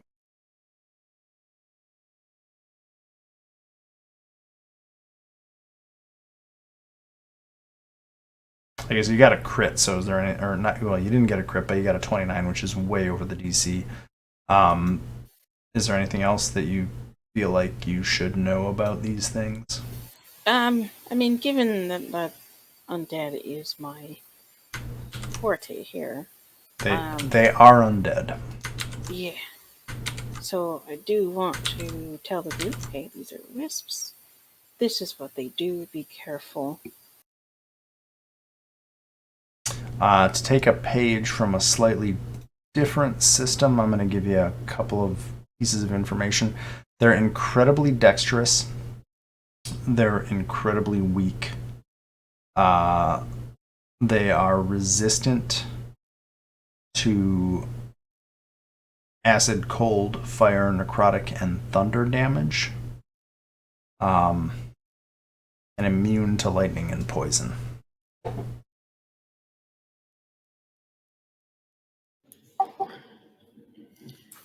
So that'd be what I'd do. It's just, yeah, given that big brain energy there from that roll, she would be trying, pretty much rattling off about everything she knows about that type of undead. Yeah. To make my intention clear here, I am trying to give you all an opportunity to resolve this without going into another series of combat. Just because I don't want this whole session to be chained combats. If you have a solution you want that is not combat. Could you repeat again one more time your description of them? Yeah, 1 second. Okay, so the description is that they are malevolent, wispy balls of light that haunt lonely places and battlefields, bound by dark fate or dark magic to feed on fear and despair. I'm not going to read the next 5 paragraphs because I don't think it's necessarily relevant.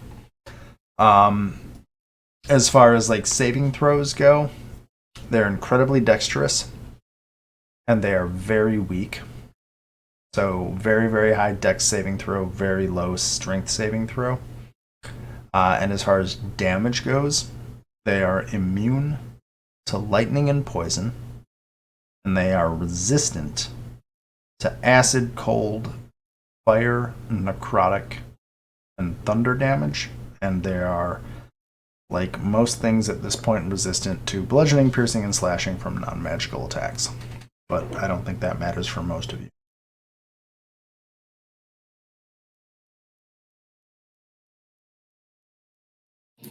And I'm sorry, do they appear to be offensive, or are they just kind of floating around right now? They're floating around, but they're definitely evil and undead. So I'm kind of giving y'all a chance to react to these wisps coming into the room. And kind of to be a little metagamey, wisps are not very strong. So between the three of you, if you want to kind of narratively declare any actions you want to take, we can totally see what happens as opposed to me just saying roll initiative, everyone.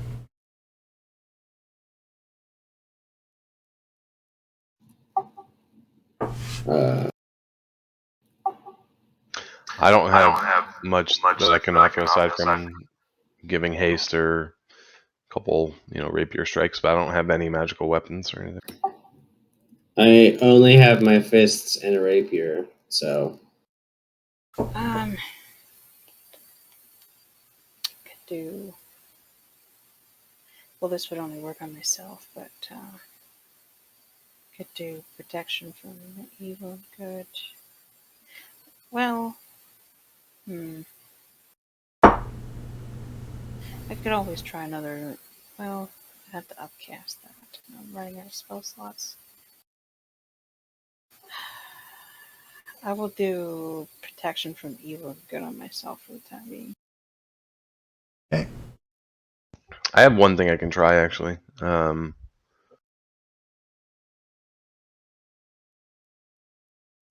This. Let me kind of. Right. Well, give me a second, Will Ross and Teresa, I guess, before you burn spell slots. Sure. These are hostile, right? Like they are currently hostile to you. The whole point of trying to see if you guys want to do anything narratively is to just see if we can resolve this without like doing turn by turn combat. Okay. If you guys want to just go to turn combat, I can totally also do that. I just want to give the option when you guys are going to win. So if you can come up with some narrative way that you would win, I'm perfectly happy with that. Otherwise, I can just run another combat session. Does that make sense?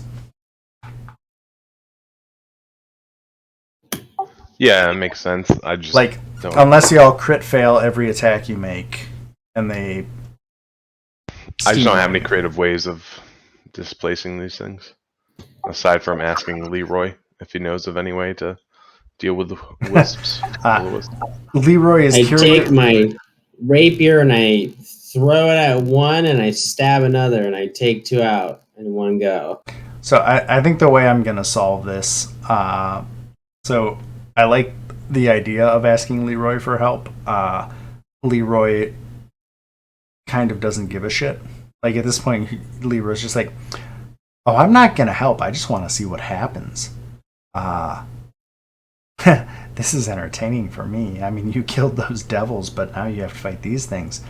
So the way I'll narratively resolve this is, because I don't want to run another combat, because that seems boring to me. Belcor succeeds and gets a Disintegrate Ray, takes that one out. Sebastian charges over and kills this one. I'll say, no, you're here, Teresa, never mind. Tlad misses. Lucanu is going to severely injure the one next to you, Will Ross, but because it's magical, can't really hurt it. And that kind of leaves most of the rest of you guys to kind of deal with two of these things.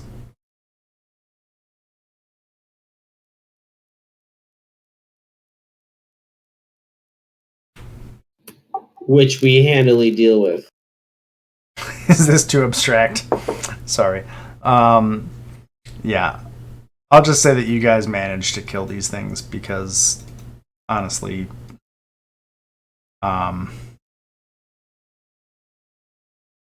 Yeah, I don't. Yeah.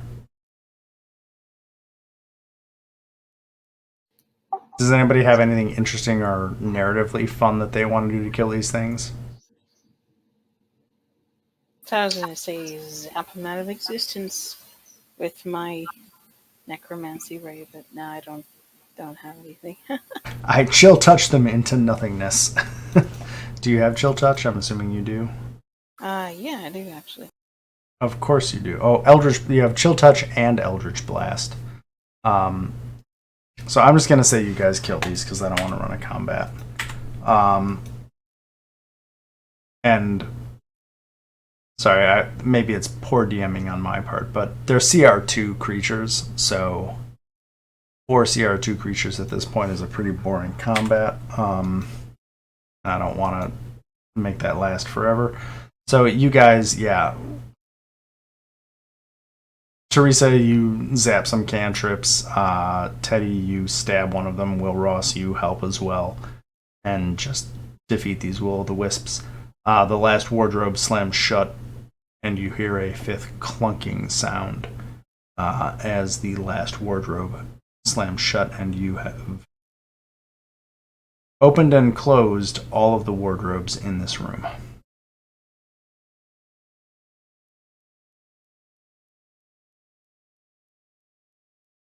Are there any remains of the bone dragons left? The bone devils, yeah, there are heaps of bones are on the floor. I'd like to try and just snap one and keep one, a little bit of bone, just for my own benefit.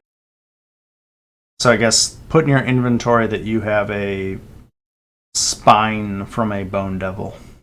Nice. Thank you. Will Ross would do the same. Add it to your inventory in case I forget. Let me play that back. Add that to your inventory because I will forget.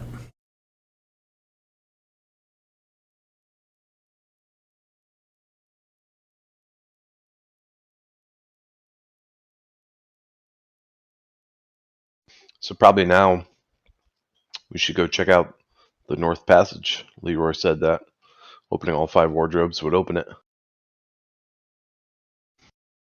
I think that's a good idea. Which way is the North Passage? So to get to the North Passageway, you'll have to climb out of the western exit of this room and climb around the perimeter of the outside of this cog. The way I've been running that the prior few sessions is it basically counts as what I'm going to call extremely difficult terrain. You can do it, but you cannot do anything else while you're climbing around the outside of the cog. So if you move yourself outside of the... Let me look at the walls real quick. Yeah, so if you move yourself outside kind of the foundry bounding box that is the wall, you should be able to see the gear that this cog is sitting on. And you can move around that without falling into the water below. And the northern passageway is kind of... Let me find my mouse. So this point of the cog, it's to the north of that. It's about 2 feet from the cog to the passageway up there. All right. Well, I'm willing to do it. I'm not worried. I'm a swashbuckler. I'm nimble. I'm small. I was built for this.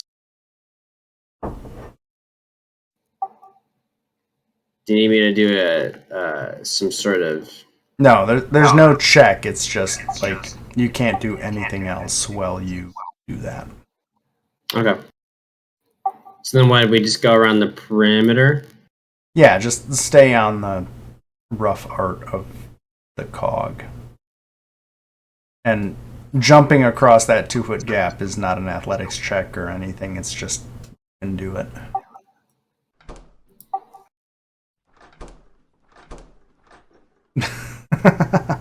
I'm just gonna assume that my gargoyle is flying alongside me. So Yeah, you can move them where.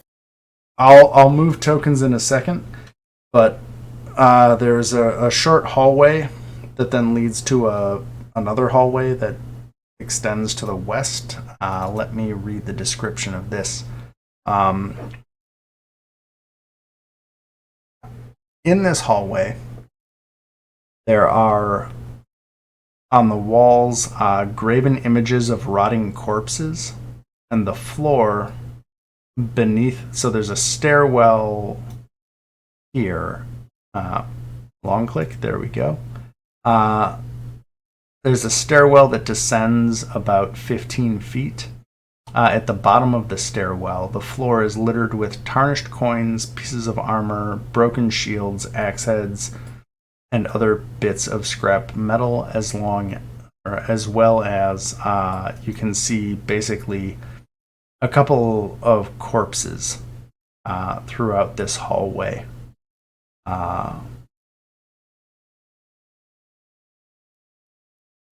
Yeah, so to read it again, there's graven images of rotting corpses decorating the hall, and the floor is littered with tarnished coins, pieces of armor, corpses, broken shields, axe heads, and other bits of scrap metal at the bottom of the stairwell that Gibbles, you are standing at the top of. Could I do a perception check to see if I notice anything else down there? Sure. Yeah, you can always do a perception check. Perception check. Blah, blah, blah.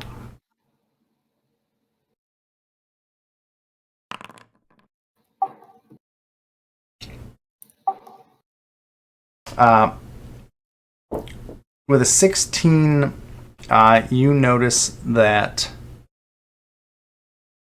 almost everything in this hallway below the stairwell appears to be detritus of bones and metal. There is no leather, cloth, or other type of material in this hallway. Okay.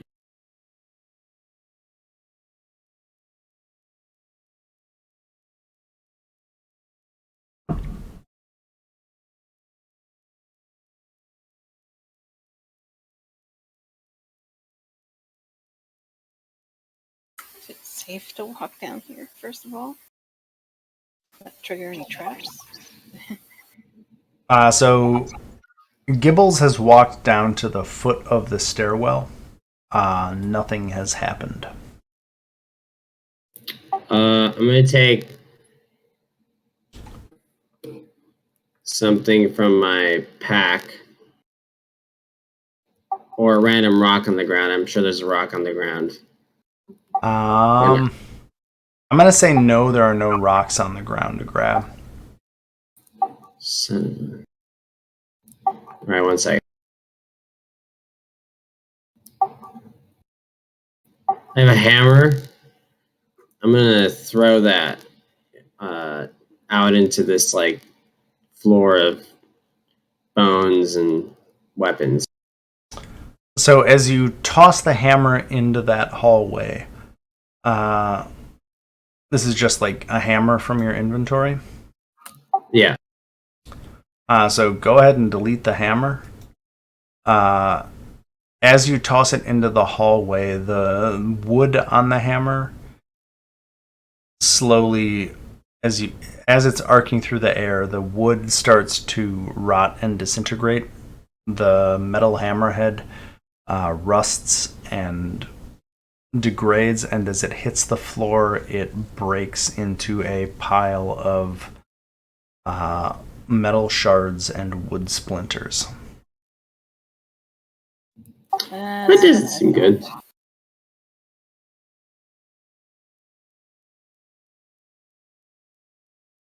Is there anything that you can see on the sides or on the ceiling on the floor? Like any indication of traps or magical devices? Or should I do a investigation check? Will Ross is going to walk up and just cast Detect Magic. Yeah, I'll say between your Detect Magic, Will Ross, and Teresa, kind of perusing. Yeah, there you go. There we go. So, Will Ross, you detect a strong emanation of necromancy magic from the hallway in front of you. It seems to be the whole thing.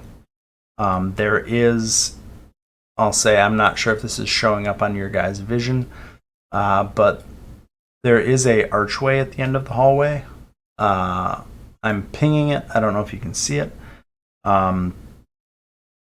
There is an archway at the far end of the hallway that leads to a room that you can't quite make out from here. But the entire hallway has a strong aura of necromancy magic. Oh, what does that say? Can anyone see where I'm pinging? Yeah, we see the skull archway. Okay, cool. There's a yawning archway there. It has a keystone. I can't talk anymore. I'm going to just read the description because I'm failing at ad-libbing it. There's a yawning archway. This archway has a keystone adorned with an iron bull's skull, which bites down on an ivory ring. The ring is emanating that necromancy aura far stronger than anything else in the hallway. And I think, Teresa, what you can tell from your investigation check is...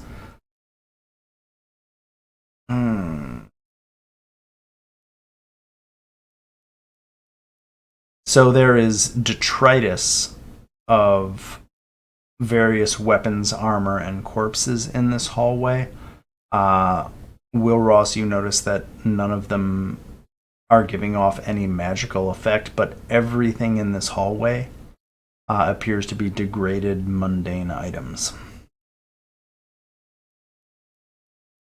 There is also, I'll say, over here where I'm pinging, you can just make out that there is a stairwell going. You can see the top of a stairwell.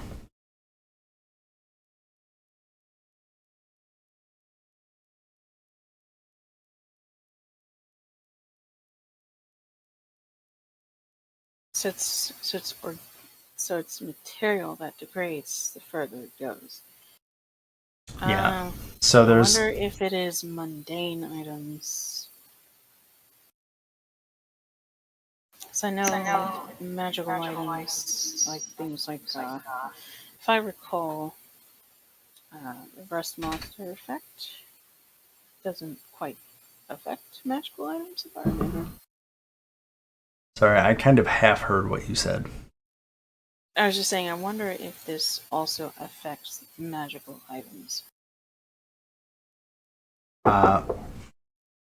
Will Ross, the only thing you're sensing from detect magic in this whole hallway is the ring in the archway at the far end is kind of like a beacon of necromancy magic, and the hallway itself radiates with necromancy magic. There are no other magical effects you are picking up, and I know that's technically further than your range of detect magic, but that's how I'm ruling it. Okay. So I would like to cast Dispel Magic at 6th level and try to target the stone, or the skull.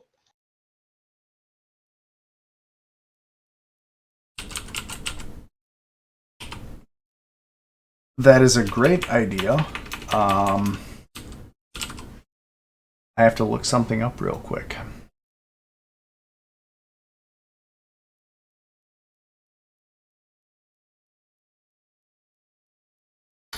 Because this is a thing I thought of a long time ago and need to resolve.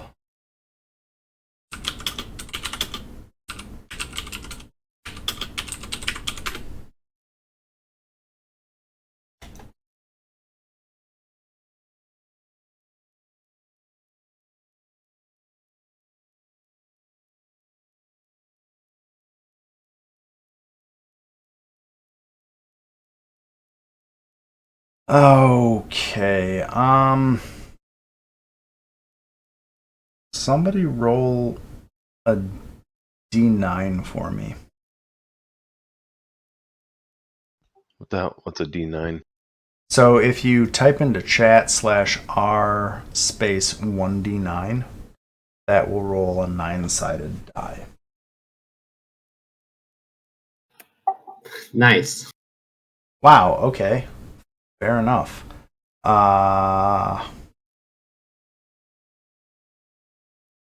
And you cast Dispel Magic at 6th level? Yep.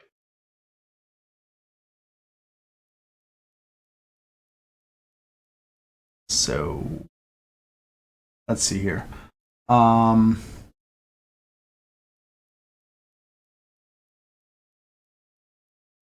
Yeah, that's going to succeed.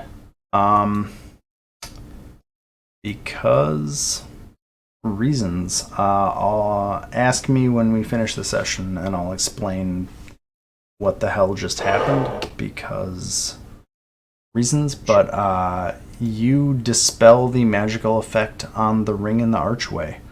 Yeah. Cool.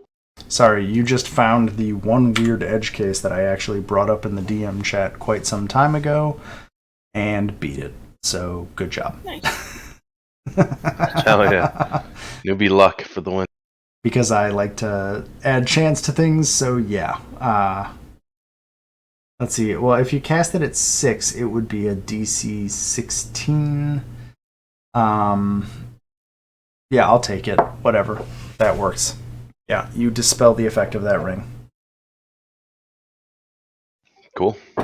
And then, assuming my dispel magic or detect magic spell is still lingering, is the hallway emanating any more necromancy magic, or is everything gone?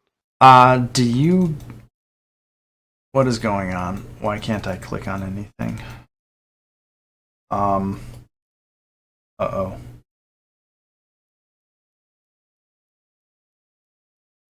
Let's click on Foundry. Whoa.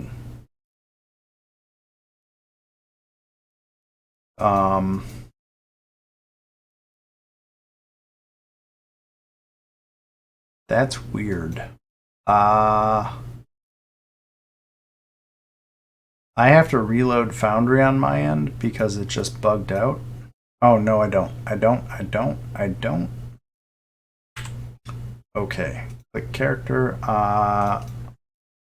Do you have Detect Magic as an innate ability or as just a normal spell? Just a normal spell. And it lasts for 10 minutes. Okay. Right? No. For the duration you sense... Okay, yeah, nope. The duration of Detect Magic is actually 10 minutes. So the Necromancy aura disappears. Just to make sure, I'm going to take one of the daggers I have in my backpack and throw it down the hallway like Gibbles did with the hammer. It clatters to the floor. Completely normal looking. All right. And I'll say to the party, I think we might be safe. And I'll take a couple steps forward into the hallway. Ooh. Nothing happens. I'm gonna jump down. Just looking on the ground, is there anything? I know the items you said were mundane, but any gold pieces or anything of note? So everything on the floor of this hallway is degraded to the point of worthlessness. Okay.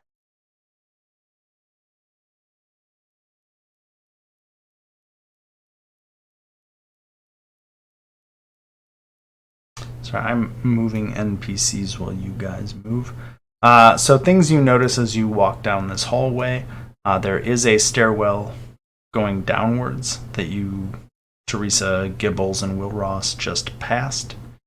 And then there is a you can see beyond a room, beyond the archway, that has a pair of chains kind of clunking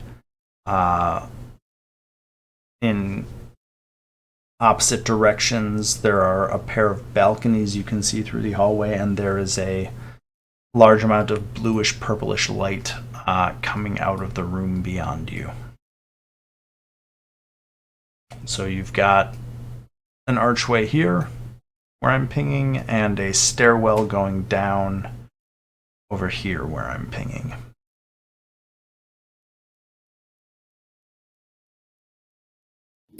Hey, Leroy, you said that out of this room where we're near, this powers the whole plant? Powers the whole tomb, I mean? I'm interested in. Go ahead. Sorry. Go ahead. No, say your bit.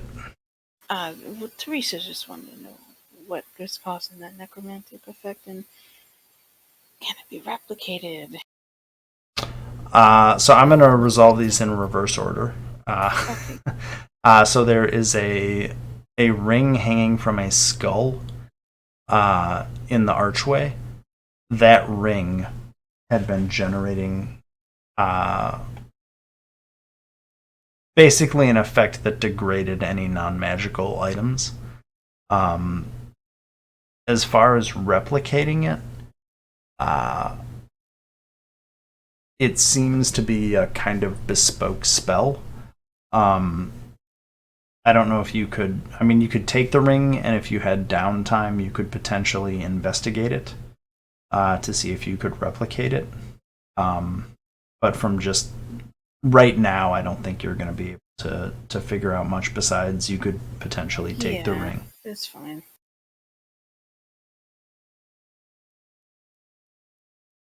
And then Leroy, hearing your query, says, not many people have made it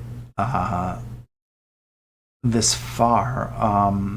I know there's a chamber of colors there that has some armature in the water, I think, that extends from that chamber to the gears and makes them turn.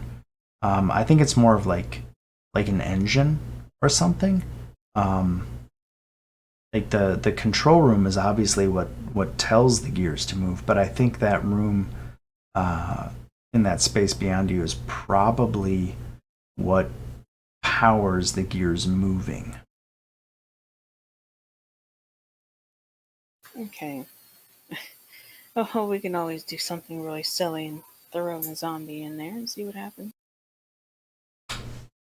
Do we want the machine to stop working? If we were to interfere with it? I don't know.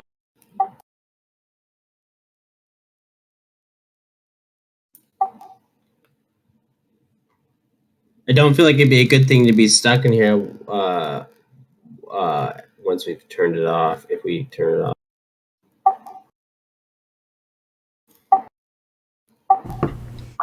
But also,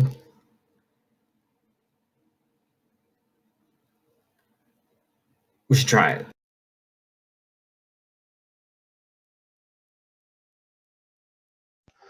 All right. Wilrus is going to walk up. I've lost control. Everything's reloading for me.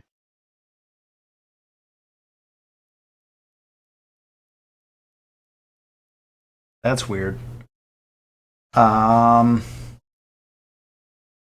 hit preload on the next floor just in case, but can you see now? Yeah. Okay. So I'm just going to take one step into the room. So the room, I'm gonna put you here and just say that the two of you can see the room beyond, and I'm gonna read the description and then go from there. So there's a hot wind tinged with the smell of burning oil blowing from the room beyond. It's a 40-foot diameter vertical shaft that extends far higher and far lower than you would expect based on other geometry you have seen in this tomb. There are stone balconies on either side of the room, so I think you can see both of those. The west balcony, the far side, is 15 feet higher than the side that you are on. There are two thick chains rattling in the gulf between the balconies. One ascending, it looks almost 200 feet above you, before disappearing into a cloudy vortex lit by arcs of purple lightning. The other one wraps around an enormous metal gear floating 100 feet below you. Another 100 feet below that gear, a second vortex is raging. So basically you have a 400-foot shaft. You have the balcony in front of you. There's a balcony across from you that's 15 feet higher, and there is a enormous gear about 100 feet below you, slowly turning the chain that is running through this room. And there's also, I don't think it's actually on the map here. I'll yell at Tor. Hi, Tor. There should be some sort of armature where I just drew a green line, kind of a drive shaft, if you will, disappearing into the wall.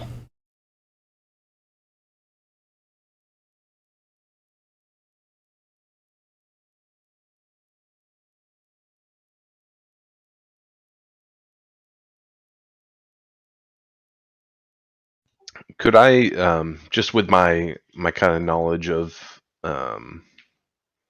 the tomb, as it were, could I? Is there anything that I would have gathered about how the tomb is operated, or would this seem familiar at all from my studies? From your studies, not particularly. This is utterly foreign to you. It does appear that the chains leading up out of this cylindrical shaft are connected to some other plane of existence, almost as if the person who created this tomb is stealing power from somewhere else to give the motive force of the gears in this tomb. Or, well, the gears in this floor, let's say.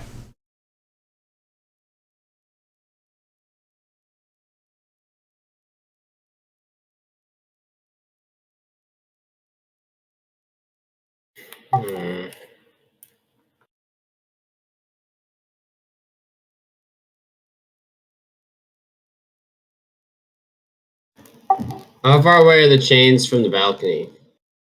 This distance. The chains are about 3 or 4 feet. Or, well, the nearest chain is a couple of feet from you. That gear is about 100 feet below you. The other chain is about 10, 15 feet, and then the balcony beyond is 15 feet above you. So this room is like, if I were to draw it on a horizontal slice, like you've got balcony, chain, and the gear is well below what I've drawn. Does that make any sense? Yeah.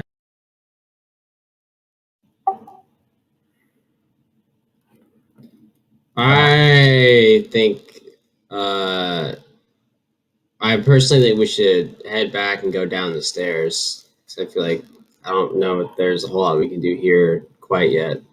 Yeah, that's what I'm thinking. Unless we can throw one of our friends overboard and see what happens. That's what I was suggesting with the zombie. I don't know, we probably get zapped, but we'll see. Maybe I'm it's stuck in the gear. just gonna. Wilros is just gonna pick up one of the degraded items that's on the floor, or I'll pick up the dagger that I had previously thrown, and just toss it over the edge, and just watch it as far as I can see it. So Stop it. It falls about 200 feet into the vortex below, and then just disappears into the vortex below you.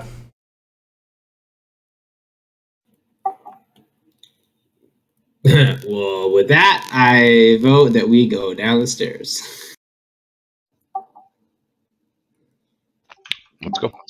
Not ready for that yet. Okay. Let's see if I did this right.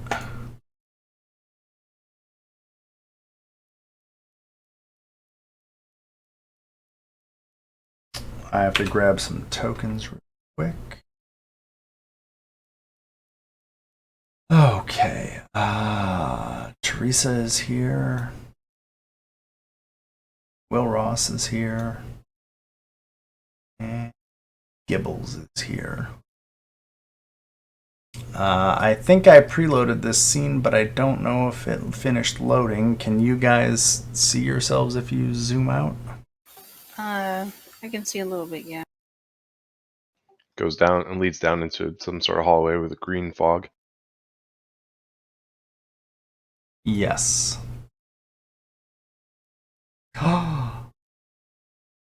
I not put journal entries on the map in here for myself? Nope.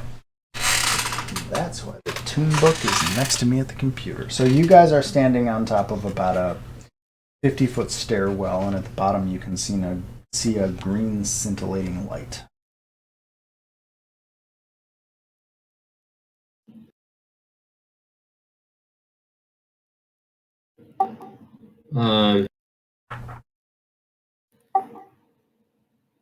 What is it a green light or is it gas? Am I able to tell? So you've come down most of the stairwell?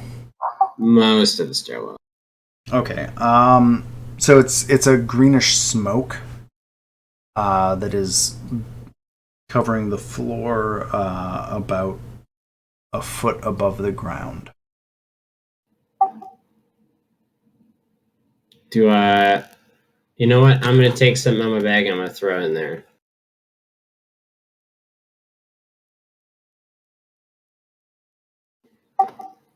I'm gonna throw a dagger.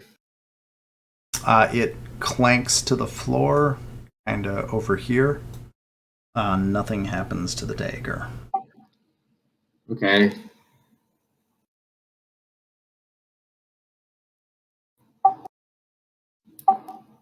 I would like to. Oh, am I able to see that person in front of me? Do they see me? Yeah. Let me give you a description, and then I think we'll probably pause the session or end the session. I have a couple of descriptions to read for you. So, Gibbles, as you descend to the bottom of the stairwell, you enter a room where there's green smoke billowing out from a bronze cauldron, which I am pinging right now. That cauldron is in the middle of this 20-foot high vaulted hall. Visible through the haze, there are 3 rocking chairs heaped with haberdashery, a spinning wheel, and a rusty iron cage right here containing a prisoner. Galleries on each side of the room stand 10 feet above the floor, with stairwells on the southern ends of the chamber. You can just make out 3 wooden doors on the galleries, which I am pinging right now. And each of those 3 doors, this one that I'm pinging has a pentagon on it. This one has a hexagon. And this one has an octagon. All of these symbols on the doors look creepily similar to the size of the metal shapes molded into the heads of the various homunculuses you have seen throughout the tomb up until now. The final feature of this room that stands out to you is there are 3 tiny figures moving around down here. A straw doll with rusty pins sticking into its body, a faceless child molded from clay, and a stuffed monkey with the lower body of a unicycle. The straw doll shouts to you, "You need to run away. The Sohn sisters will be back any moment now." And I think that is a pretty good place to pause the session.